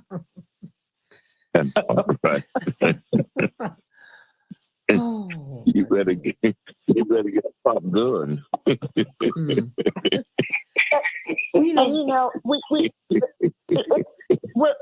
We do want some popcorn, but to me, it's sad and tragic. It's sad and tragic. I mean, sometimes on some of this stuff, Santita, and to our magnificent panel, I feel that I'm laughing to keep from crying because this is tragic to me. That while people are literally dying in the streets, we're having this highbrow intellectual discussion about who's more corrupt and about, allegations of weaponizing the Justice Department and the terminology, words do count. And at the end of the day, just everyday folks and people who go to work every day who are trying to make an honest living in this country are the ones that are suffering. But you know what, CK? People in communities that don't have basic services are suffering. You're right. But you know what? The upside for me is that we're now seeing the corruption that is there. Okay? I mean, when you look at the behavior of the justices on the Supreme Court, it's important for us to see that it's there. When God doesn't give you information until you're ready to handle it. And now, what is the old Jack Nicholson line? You can't handle the truth. Well, no, now Americans can handle the truth. Now, what are you going to do with it? Are you going to stop petty prosecutions? Are you going to decide to root out injustice and this corruption that is in politics? Are we going to do that? I don't care where it comes from. Stop it. I think you need to pay these public servants what you pay the bankers. Pay them a lot of money so they can live well and serve you well and not have any money problems. Take the corporate money out of politics, CK. Take it out. Have publicly funded system. Boom. Just that would eliminate a lot of mess. Let's just decide that, because all this stuff is being exposed. These are the things, CK, that we used to whisper about and roll and give each other the side eye about, like, well, you know how this really works. Well, now people are seeing how this stuff works. Yep, that's true. That's true. But I want to piggyback on something that Dr. Uri just said. Okay, we got a minute and a half. Just very quickly, and then we could get closing thoughts from everyone. I don't know if anyone saw Governor DeSantis' recent statement where he said, well, both President Biden and former President Donald Trump, they're just too old. They really just are too old. And plus, with all their little issues that they've got going on, they really should be excluded. It's time for young voices that are not plagued with all this corruption and all these age issues to come forward and to lead. And then he said, and that's why I'm the best candidate. I do think on some level, that's what we're going to be seeing. Definitely from Governor DeSantis. I mean, that's definitely going to be his position. And I think other candidates on the other others who are vying in the Republican Party, they're going to begin to slowly, depending upon how things play out with former President Donald Trump, they're going to slowly start playing this age issue for those of them that can play that card. But you know what? I'll say But this. anyway, We have less than a minute here. You know why I don't even trust any of that? And I'm tired of hearing people talking about getting young leadership. Look, President Lincoln said it best. If you want to test a man's character, first give him power. All these people talk about what they will not do when they've not been in the room, when they've not had access to the power, when they have not been the most pursued people on earth, when they've not had the deals presented to them. Now, you talk to me when the world has been presented to you like it was presented to Jesus and then you reject it. There are some people who have done that. Dr. King had every opportunity to leave the movement and make a whole lot of money. He refused to do it. Gandhi refused to do that. Reverend has refused to do that. Now, my question is, what you going to do? In the meantime, I think we need to look at all of this and just root the corruption out. You know, CK, if you can stay with us, just I want everyone to stay with us. Legal Q&A with CK, everybody. She'll be on at 3 p.m. Eastern Standard Time, 2 o'clock Central Standard Time on Court TV. Call Court TV and let them know you want this woman to have the show. Why not CK? I'm not saying why her. I'm saying why not her? Yeah. Send them emails. Let them know that. I'm as serious as a heart attack. So stay right here on the Santita Jackson Show YouTube channel. We're going to get some closing thoughts from everybody. Love you, everybody. CK, want to say something 10 seconds before we go? watch this. We got to watch this. And everybody needs to look at this very, very closely and don't take it lightly, because our country is about to change and go in a different direction. It is. Behind all of this. And watch her on Court TV at 3 p.m. Eastern Standard Time. Stay right here on the Santita Jackson Show YouTube channel. God bless.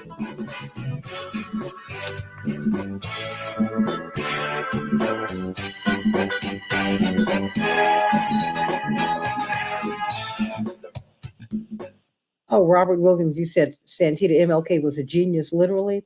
You know, you'd be surprised. Our leadership, if you had a chance to sit down with them, the best have the best minds. These people don't lead us. Can you imagine using the Bible that the slave master used to get us out of slavery and to free our minds? Can you imagine using the Constitution, which helped to enslave us? Can you imagine using that same Constitution to free us? These are geniuses. We have not had a shortage of geniuses. The question is now, what are you going to do? What are we going to do? And I hear you, Hannah.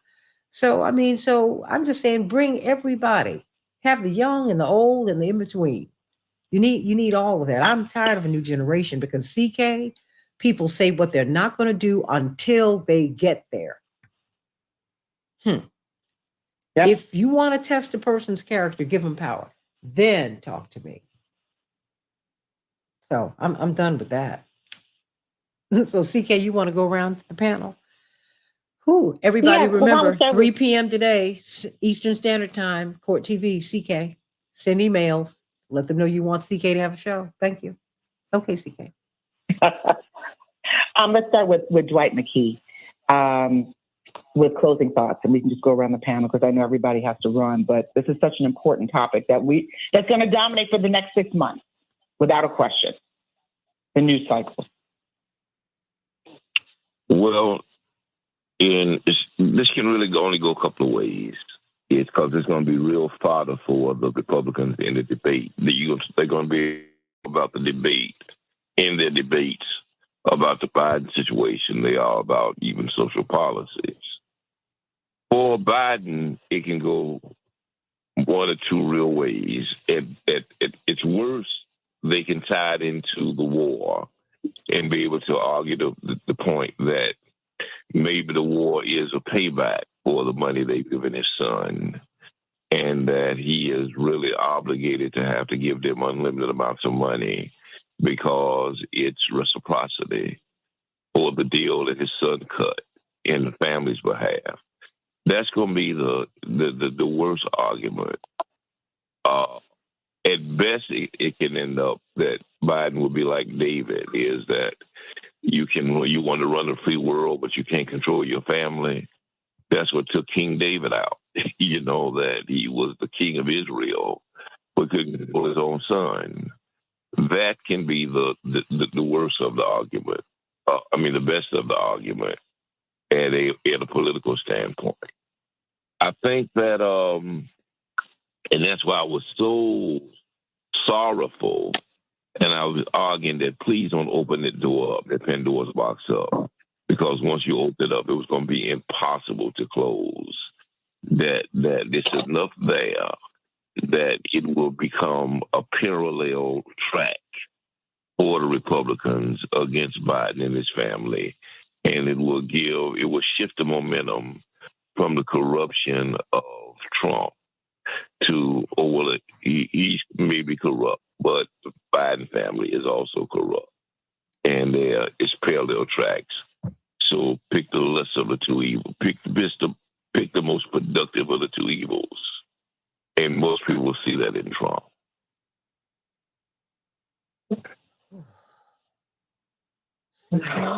Breathing hard, breathing hard. It's really tough. I just believe, again, this is the lawyer in me, the trial lawyer in me, with all the evidence in Georgia and other places, that some of these prosecutors, at least here in Georgia, because I know a little bit more about some of the evidence, they needed to go forward with these cases. It's just there are too many allegations of very serious criminal activity. But of course, even if there weren't 4 indictments against former President Trump, I predict that there would have been this move to try to impeach President Biden, because that's because the relationship or Hunter Biden's activities have always been a bone of contention or an issue.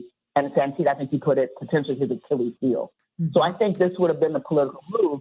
It's just that now it is more vibrant of a leveraging point. But closing thoughts from Robert Patillo?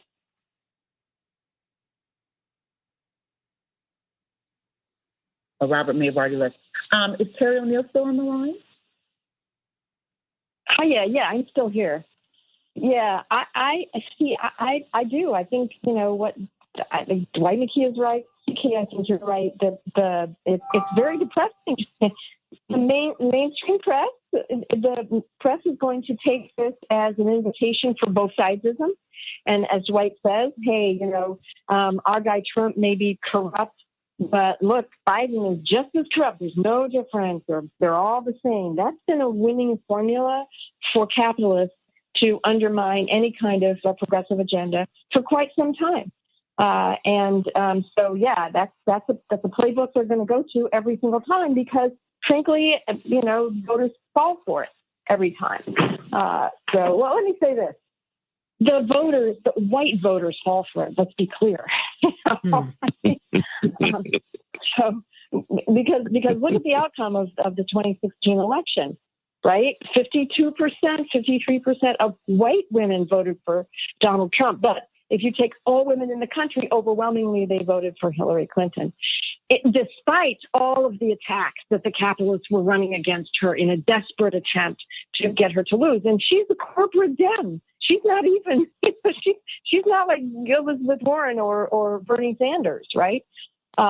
So a lot of white voters will jump at the chance to support Trump for exactly the reasons that Dwight McKee has laid out, because that's what they'll do. So, well, Dr. David Gibbs, can we have closing thoughts from you as well? Yeah, sure. I think what we're seeing here is the politicization of the justice system in a way that's really very destructive. Motive matters. And I think what you're seeing is a political motive in both cases. It's, I think, a mistake to view this in purely partisan terms. I mean, the Republicans obviously have a political motive here in the impeachment inquiry. That's something they almost wear on their shirt sleeves. But I think we should not blind ourselves to the fact that Democrats equally have that motive. And this was publicly stated by Rachel Maddow, who wondered if it might be possible, on TV she did this, to work out some kind of plea deal that they will drop the charges against Trump if he agrees not to run for president. I think she was speaking for the Democratic establishment. Let me say I'm a professor. I'm in a Democratic bubble. Everybody I know is a Democrat, and in private, that's exactly what people are saying.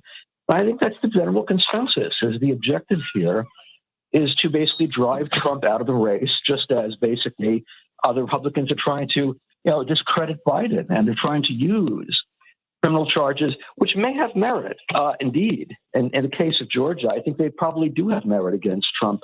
But again, the question is, what is the motive? I think the motive is political, to knock out a political rival, just as the Republicans are trying to knock out a political rival with this impeachment inquiry. I think that, the whole process of revenge and counter-revenge is very unhealthy, but let us not be blind to the fact that this is a mutual bipartisan unhealthiness, and it's not just one party that is doing it. I absolutely agree. I see bad intentions on all sides. I see rooting for people to fall on all sides, and to me, that's spiritually unhealthy, and it's politically unsustainable and unhealthy. I just do. That's why I said, if you're against corruption, okay, let's be against corruption, and let's deal with that. But what we're doing right now, this whataboutism is going both ways. And what did my father say? An eye for an eye, a tooth for a tooth leaves everybody toothless and blind.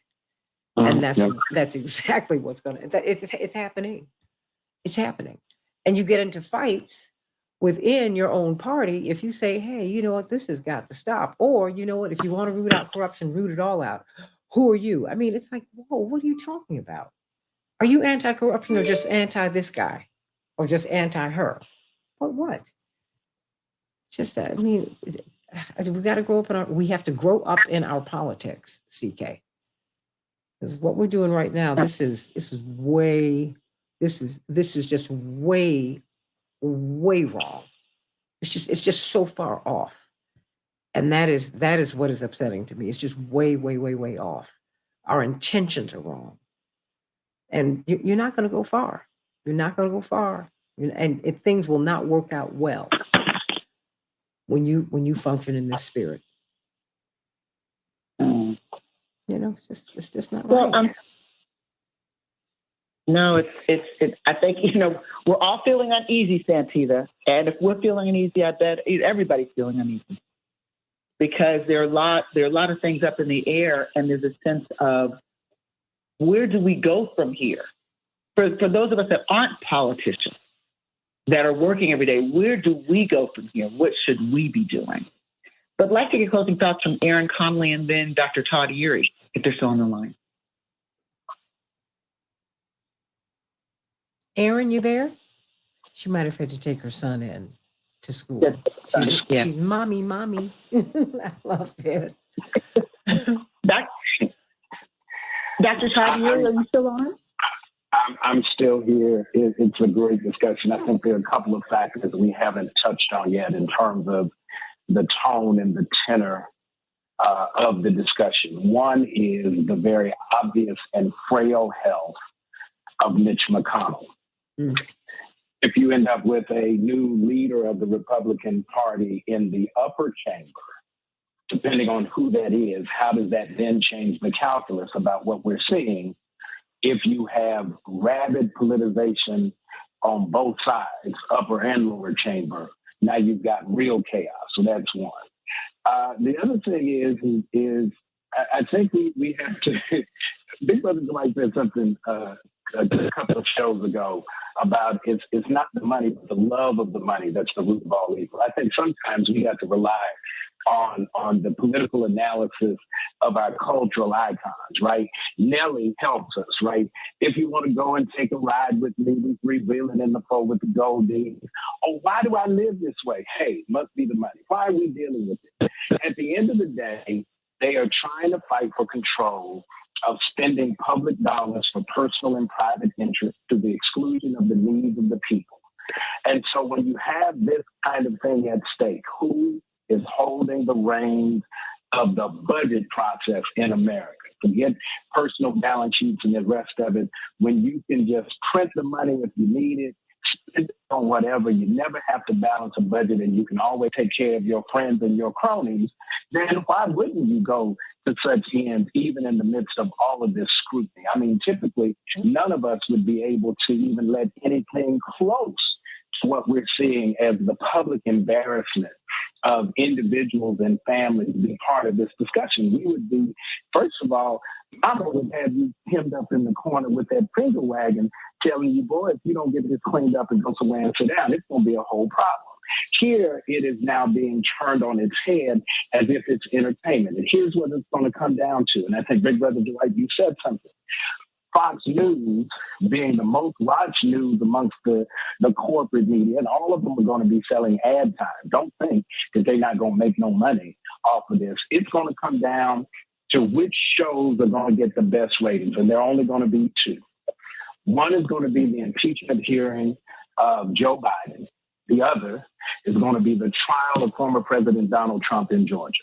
Those are going to be the two shows. I believe they're going to be scheduled at the same time. It's going to cause a divide, but it's going to sell a whole lot of popcorn because I'm buying all of it and I'm sharing it with all of you. Well, Yuri, we used to do a thing called a hokey pokey, and we would say that's what it's all about. Hey, that's what it's all about. You hit it right on the head. Oh my goodness. Oh boy. That's what it's all about. Hey. You talking about the hokey pokey dance? Yes, you put your right foot in, put your right foot out, and shake it all left out. foot in, left foot out, then you shake it all about. Well, you do the hokey pokey, then you turn yourself around. That's what it's all about. And that's what it's all about. Hey. Now I want to quote that. Now that's a deep quote, and that's a deep quote. It is doing the hokey pokey. Your left and your right. You shake it all about.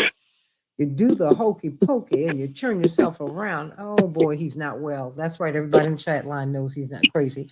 Now, Osa says, did Trump cause the J6 attack? Did he ask people in Georgia to find those votes? Did his university close down? Was it closed down for crimes? Was his foundation closed down for crimes? Hold on, I want to read what you're trying to say here. Did his kids get secrets when they were not qualified? Did Trump's kids get $2 billion from Saudi? Speaking of Jared Kushner's son-in-law, and I can go on and on. Yes, you all think someone who got a job while not in government is the problem. Let them investigate him, and if they see a crime, let Hunter go for it. But saying they are both the same is, well, ... You know, a lot of people are saying that this is not. That the narrative here is false because it's not the same thing. Jared Kushner got $2 billion, and it is reported that Hunter Biden got $20 million. You don't know what he got. We don't. The thing is, we don't know anything. And I think you know what? Just go on and have the investigation so you can quell the questions. Because if nothing is there, I think there's going to be I think there's going to be an investigation no matter what. I think there's going to be an investigation no matter what. The only question is there going to be will there be an impeachment process? But there's going to be some type of investigation. They're going to try to form some kind of committee. And by the way, they announced this early on that this was going to happen. This is not news. The timing of it is it's right now. I think they decided on the timetable, and that's what's happening.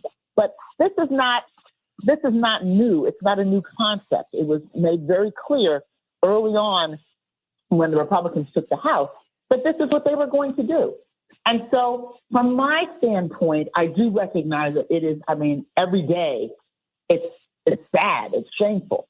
And I feel badly about what's happened to our country politically. But the reality is, I think this was inevitable. This was inevitable. Even if there hadn't been the indictment against former President Trump, this was inevitable, that they were going to go after Joe Biden because Hunter Biden is his Achilles heel. Just like your children are always your Achilles heel.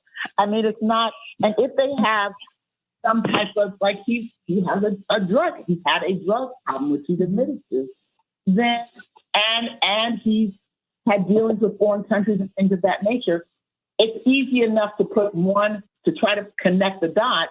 And even if the dots don't quite connect, again, you're left with the appearance of impropriety.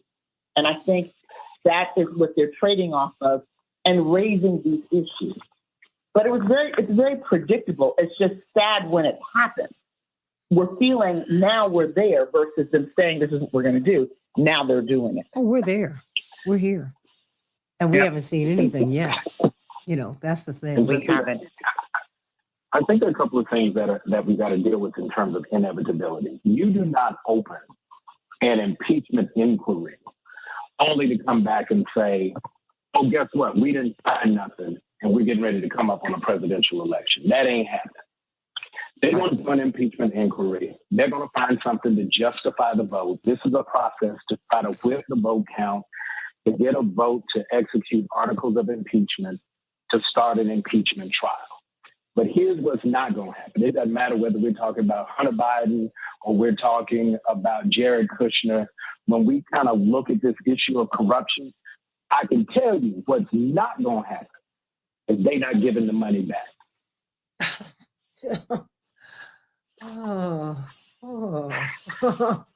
Well, there's that. You know, Todd, I thought, you know, with all the anticipation, Dr. Yuri, I was trying to figure out, oh my goodness, what's not going to happen? What's not going to happen? And my response to what you said is, you ain't never lied. They absolutely will never give the money back. You are so right. You are so right. And Santita, I must run. But I gotta quote that. Dr. Todd Yuri said, let me tell you what's never going to happen. And I think you're so right. And I think when we go through an analysis of what's going on, we have to get back to that bottom line, because at the end of the day, it's all politics. And it's business. And CK, it's business. Because that's the trade-off, right? So, you know, the only president who did not walk out cutting deals was Carter. You know, and George H.W. Bush didn't have to cut any. You know, because they're so deep in. I mean, you know, look, you know what? I am not mad at anybody. I'm really not. My thing is be upfront, tell people what you're doing.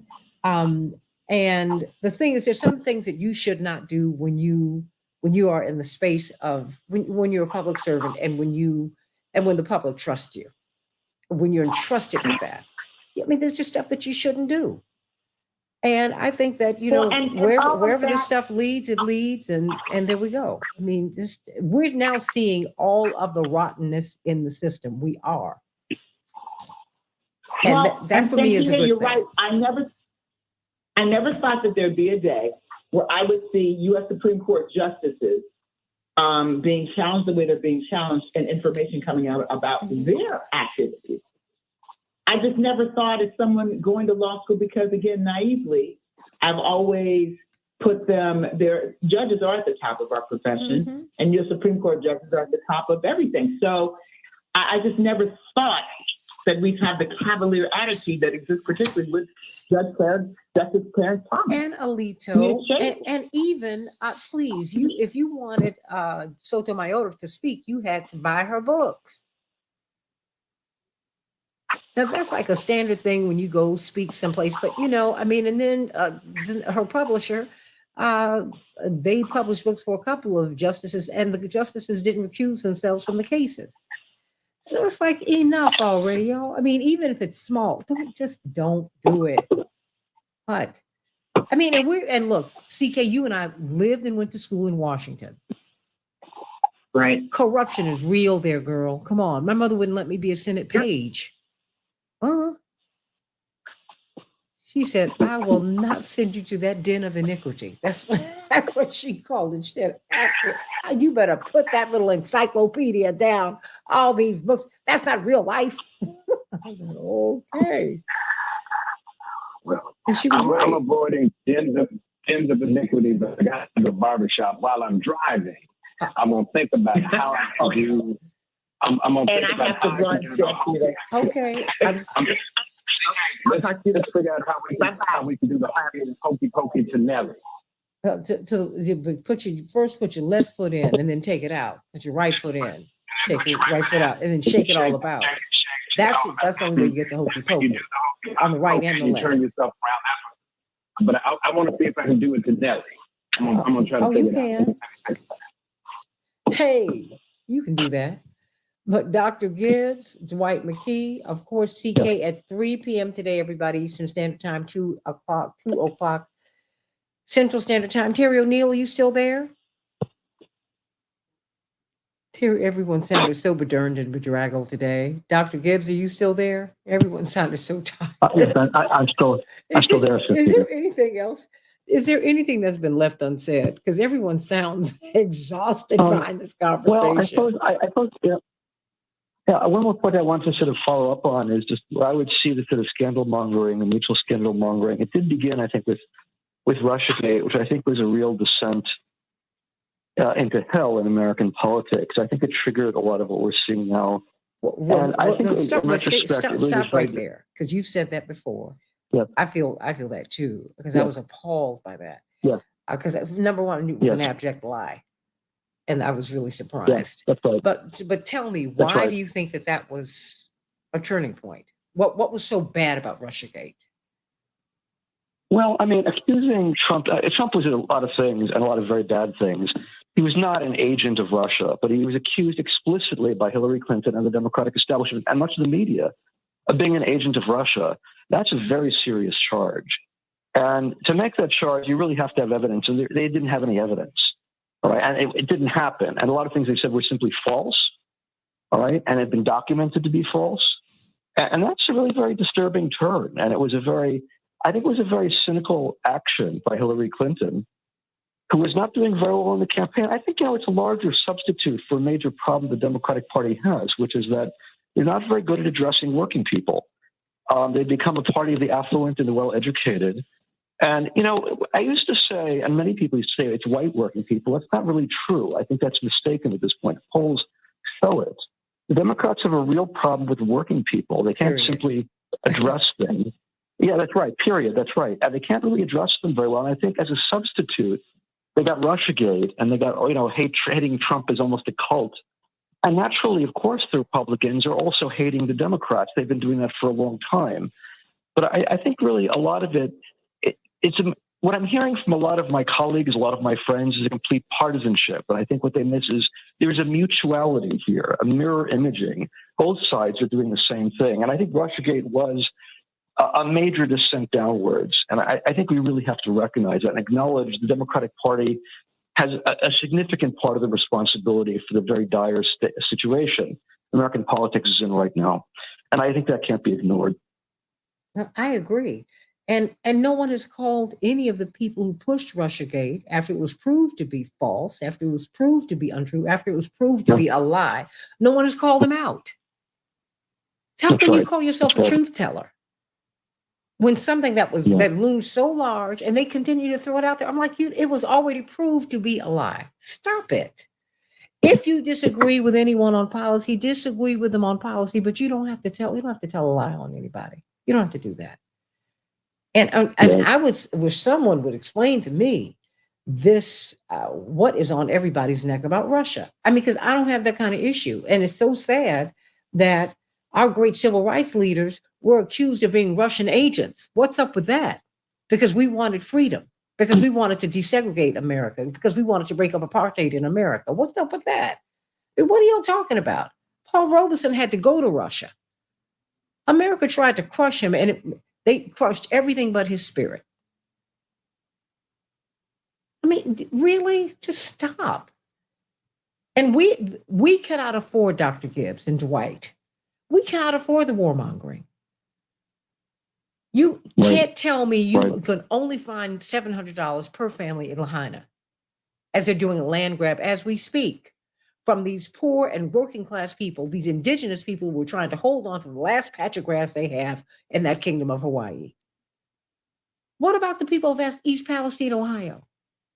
What about all the lead in the water here in Chicago? And yet you give money to Ukraine without debate. Without debate. And you don't want to ask a question about that? Let me tell you, I'm a Democrat, but I love the Lord, not the Democrats. That is not my religion. It's just a party. It's the horse I'm riding on right now. And I'm gonna tell you, America, not just Black people, but America lived with and endured, and we have had to fight a war over slavery. The most awful things in the world that could happen to people. We genocided a whole race of people, the indigenous people. We've done it all. The first time we dropped a bomb, or a bomb was dropped in the United States, white Americans dropped a bomb on Black Americans. We have seen and done it all. So no candidate, no president should frighten you. They're not God. Only there's one God. That's it. They work for you. And when they cease to work for you, you need to vote them out. You certainly need to march on them. Not, oh, well, we're going to wait because, I want to protect him or her. Stop that. We've done that. How did that work out for us? Not well. Because the presidents and their families walk out of the White House doing well while the rest of us are still struggling. Child poverty doubled in America. Joe Manchin thinks that if we give these people any more money, they're going to spend it on drugs and on feigning illness so they won't have to go into work. How dare you, Joe Manchin? I wish he would say that, not privately with other senators. I wish he'd get on the mic and say it in West Virginia. Say it to those coal miners. Say it to them poor white folks. And one of the most heavily welfare has subsidized states in the United States. It's a welfare state. Not because the people don't work hard, they're just poorly resourced. Oh, shame on us, Dr. Gibbs. And then all I can hear every 5 minutes is about Russia. Because your grandparents had a bad time in Russia. I am tired of it. I am I am over it. I think, again, one of the things that bothered me about Russiagate at the time, I remember hearing these attacks on Russia, that Russia's, engineering the election, it's electing Donald Trump. I said to myself in 2016, I have a funny feeling somebody looks like they're trying to lay the groundwork for a war with Russia. That's how it sounded at the time. And now here we are. It certainly laid the political groundwork, and that you got this kind of intense anti-Russian hatred, not just of Putin, but of all things Russian. And again, it's part of the unhealthy character of American politics, that it's just kind of, American politics has turned into a bit of a madhouse, but it's a mutual madhouse. I don't just see it as a problem of one party. Absolutely. It's in our DNA now. It's in the political DNA, the social and cultural DNA, and it's sick. And we have to acknowledge it as us. We continue to look for a boogeyman or a boogie woman. We continue to do that. Right. And for what? We tried to wipe Vietnam out, and it didn't work. And now you turn around a couple of generations later, and you need them as trading partners. I want to know who's on the plane with Biden. Because they had to cut a deal for Boeing to keep them in business. But what you didn't get was a statement from the head of state of Vietnam who said, now, we're not going to join the West on your madness now. We're going to cut a deal with you. We're going to keep it moving, but we're going to continue to relate to Russia, India, and everybody else, because that is what we're going to do. That's what they said also. Right. Because the president's getting on the plane being a salesman now, Dr. Gibbs. Obviously part of this was commercial, and part of it also was they're trying to sort of build up some sort of anti-Russian alliance without much success. I mean, the G20 talks actually have gone very badly for the United States. There was a proposal to condemn Russia and only Russia, and it failed. I mean, it didn't get enough support. And so I think American influence in the world has been going down. Mm-hmm. I think, and the war in Ukraine has been accelerating it. But I think that you do have this problem domestically that it's very difficult to talk about these things, because one of the aspects of partisan hatred is a certain censorship to it that, you can't really talk about certain things without being denounced. And that means there's no rational discussion. And that's true of domestic politics. It's also true of foreign policy. It's sort of spilled over into foreign policy, which means that an adult discussion of what American interests are in the world, what they are in Ukraine, that can't really be done in most venues. Now, this show is an exception, but in most venues, that really can't be done. And it leads to basically, again, just a very unhealthy environment where crazy things are being said and crazy things are being done, not in anybody's interest. we're all being hurt by it. Robert Williams says facts and keep on pushing. Karen Lene said, keeping on, CK. She said, thanks to you. Karen Lene also gives you a shout out. Dr. D, you're getting some shout outs. Dr. Gibbs. And it's just, and we want to thank you for being engaged. I'm gonna bring more and more of your comments into the show. Osa said, did Trump, well, I went through that. Did he cause the attacks? And you say, every time Trump comes up, your guests defend him and his family. But when it is Biden, yes, let's do this and that, when the facts are not there. Do you or Dwight want to respond to that? Again, they're not my facts. It's that's why I do the investigation. I'm not defending anybody. I'm just laying out the facts as I understand them to be and as I see them. And so, if you think that's pro-Trump or pro-Biden, I don't think you really understand what me or the doc are trying to communicate. We're just saying, objectively, this is what it looks like. You know, there's shenanigans on both sides, and both sides will have to have a consequence for the shenanigans that's on both sides. Oh, wow. That's what I'm saying the doctors say.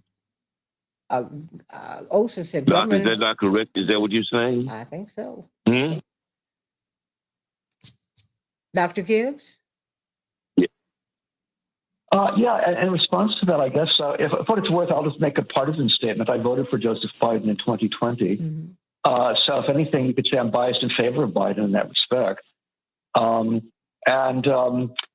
just kind of look at this as objectively as I can. And what I'm seeing here are two kind of scorpions in a bottle trying to sting each other. And I don't see that as a partisan comment. I just see that as a factual comment. And if people are offended by that, I'm sorry. I'm sorry they're offended. Osa said government employees are not supposed to make money while in office, and Trump and his family did. Hunter did not. You, Santita, talk about your father daily. Does that mean you are using him to make money for yourself? No, what I am doing is, my father's a huge figure. He's iconic. And and my parents raised me, actually. And that's important. That's an important point for me to make, Dr. Gibbs and Dwight McKee witnessed that, because I'm a secure person. My parents pushed me to do well in school. So I don't have college debt. I don't have any of those kinds of debt at all, because I paid for college. Because my mother said, you're smart enough to get scholarships, and I want you to do that, which I did. What I also learned, and I'm so glad that our mother was home to help to shape us, she said, you're never going to get around Jesse Jackson. He's too big. So now what you need to do is be big enough to shoulder it. So I'm not going to be the child of who is afraid to mention my father, because I want you to know that I'm me and I'm enough, and I accomplish things too. I'm very clear that, just like you just implied here, and I could infer, that when you see me, you see Jesse Jackson, and that's fine with me. I'm big enough to shoulder it, and I try to work at that every day. So do I make money off of him? No.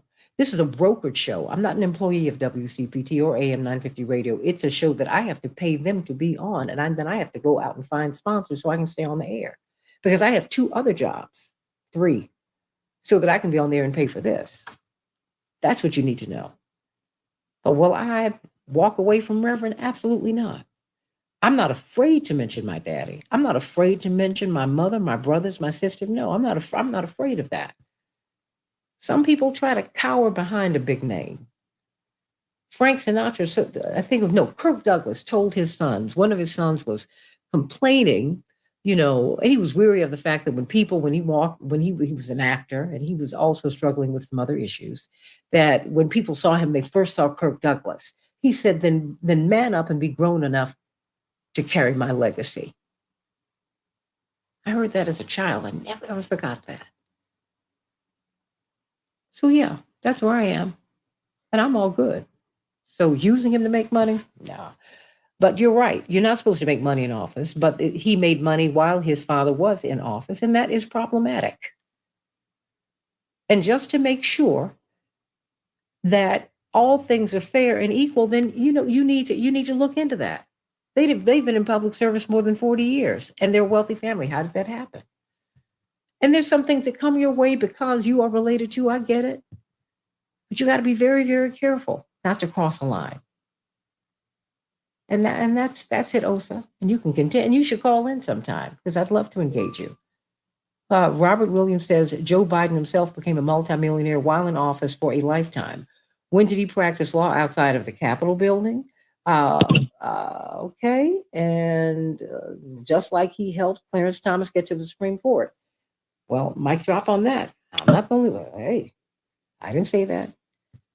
And you're right, he can make money as a civilian. But the question is, I didn't say that. Of course, he's a civilian. But the question is, did he trade on his father's name? People want to know how involved the president in is that, how involved he was. And people want to know, okay, just where was the line crossed? Was it crossed? I'm not saying that it was. But you ought not be afraid to examine it. But I thought you were going to get back to me, Osa, and how I make my money. Huh? Well, I guess I just had to tell you. So I love you, everybody. It's been great. Does anyone else have anything to say? Dwight, Dr. Gibbs, Dwight? No, I appreciate the comment from you, and I appreciate the objectivity from the dog. I thought he's really right on. On point. Dr. Gibbs? I think, I pretty much said what I have to say, and I thank you, Santita, and I thank you, Dwight McGee, and it's been a good show. Well, I thank you. I thank you for your courage. I thank you for your willingness to be outliers. All of you. I really, really appreciate it. Because it means a lot. It really, really, really does mean a lot. It means a lot that you're just willing to step back and really seek to be objective so we can get the information. You're not a historian if you come in with all these biases that you don't try to get over. You're a gossip. That's all. And I appreciate the fact that you are an historian. I appreciate Dwight. Thank you. And Dwight, I appreciate that you are the weatherman. You don't bring the clouds. You just say, hey, they're here. That's what you said.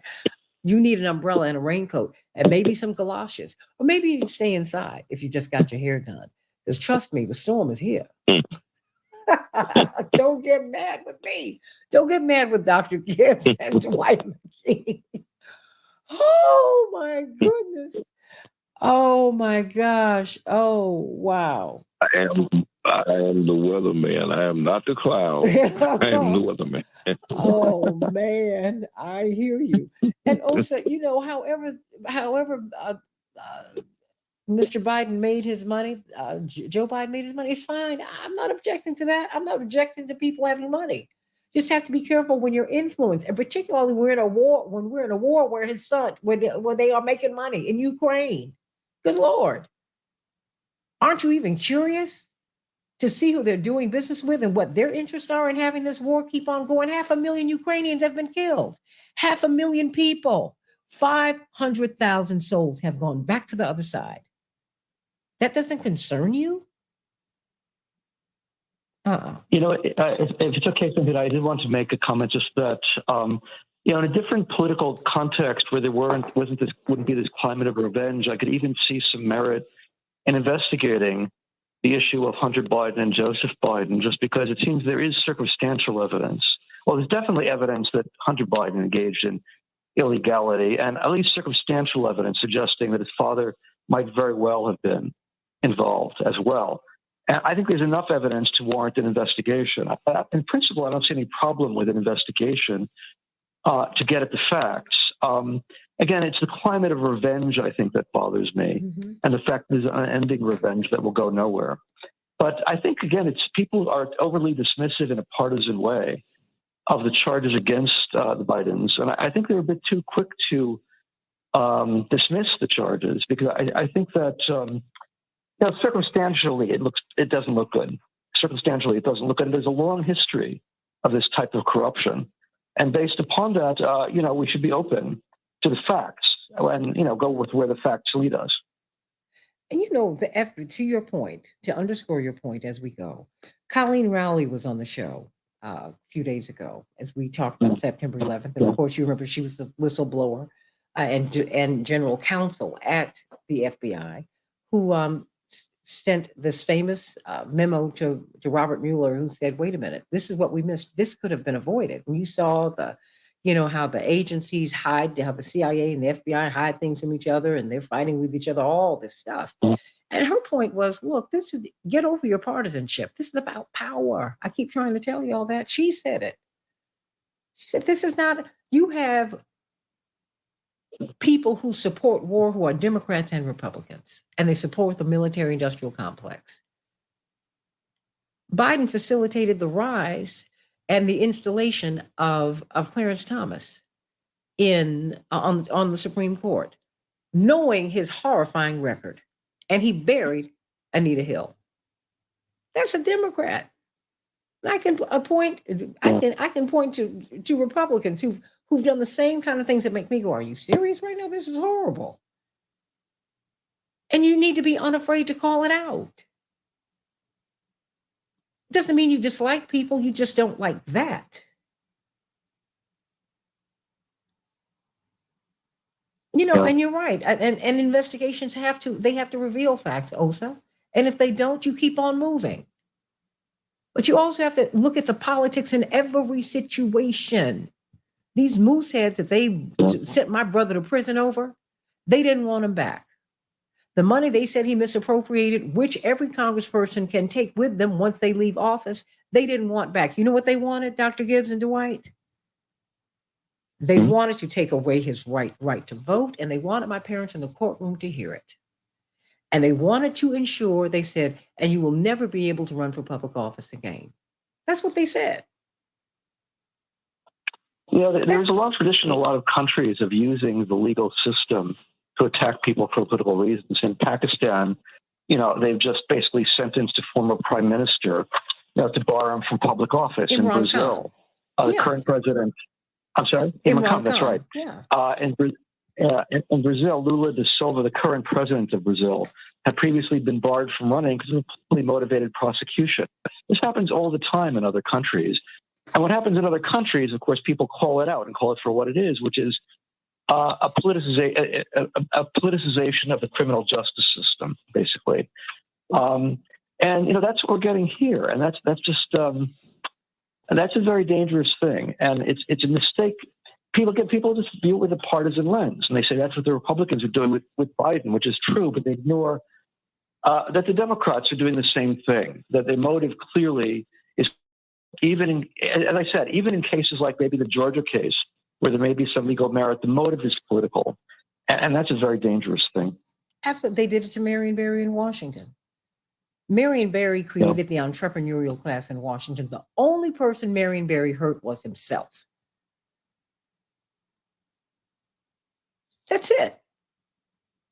And it's the people who fight for the people who get into trouble. But the folks who uphold the corporatocracy and the status quo and the military industrial complex, on and on and on and on, they're the ones who get killed. They're the ones who get prosecuted, persecuted, put in jail, all of that.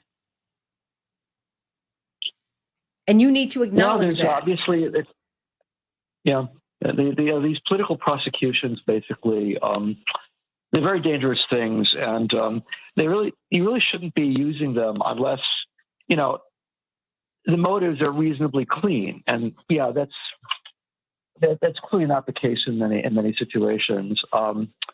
Vivek Ramaswamy, who I'm not fond of, but he basically did use the phrase banana republic. And, there's an element of that here. There's an element of the U.S. descending into a sort of banana republic status based upon, you might say, in a certain sense of the term, a corruption of the criminal justice system for political purposes.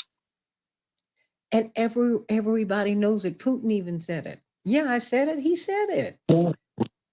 He said it in relation to Trump. He said, do you all know what you look like?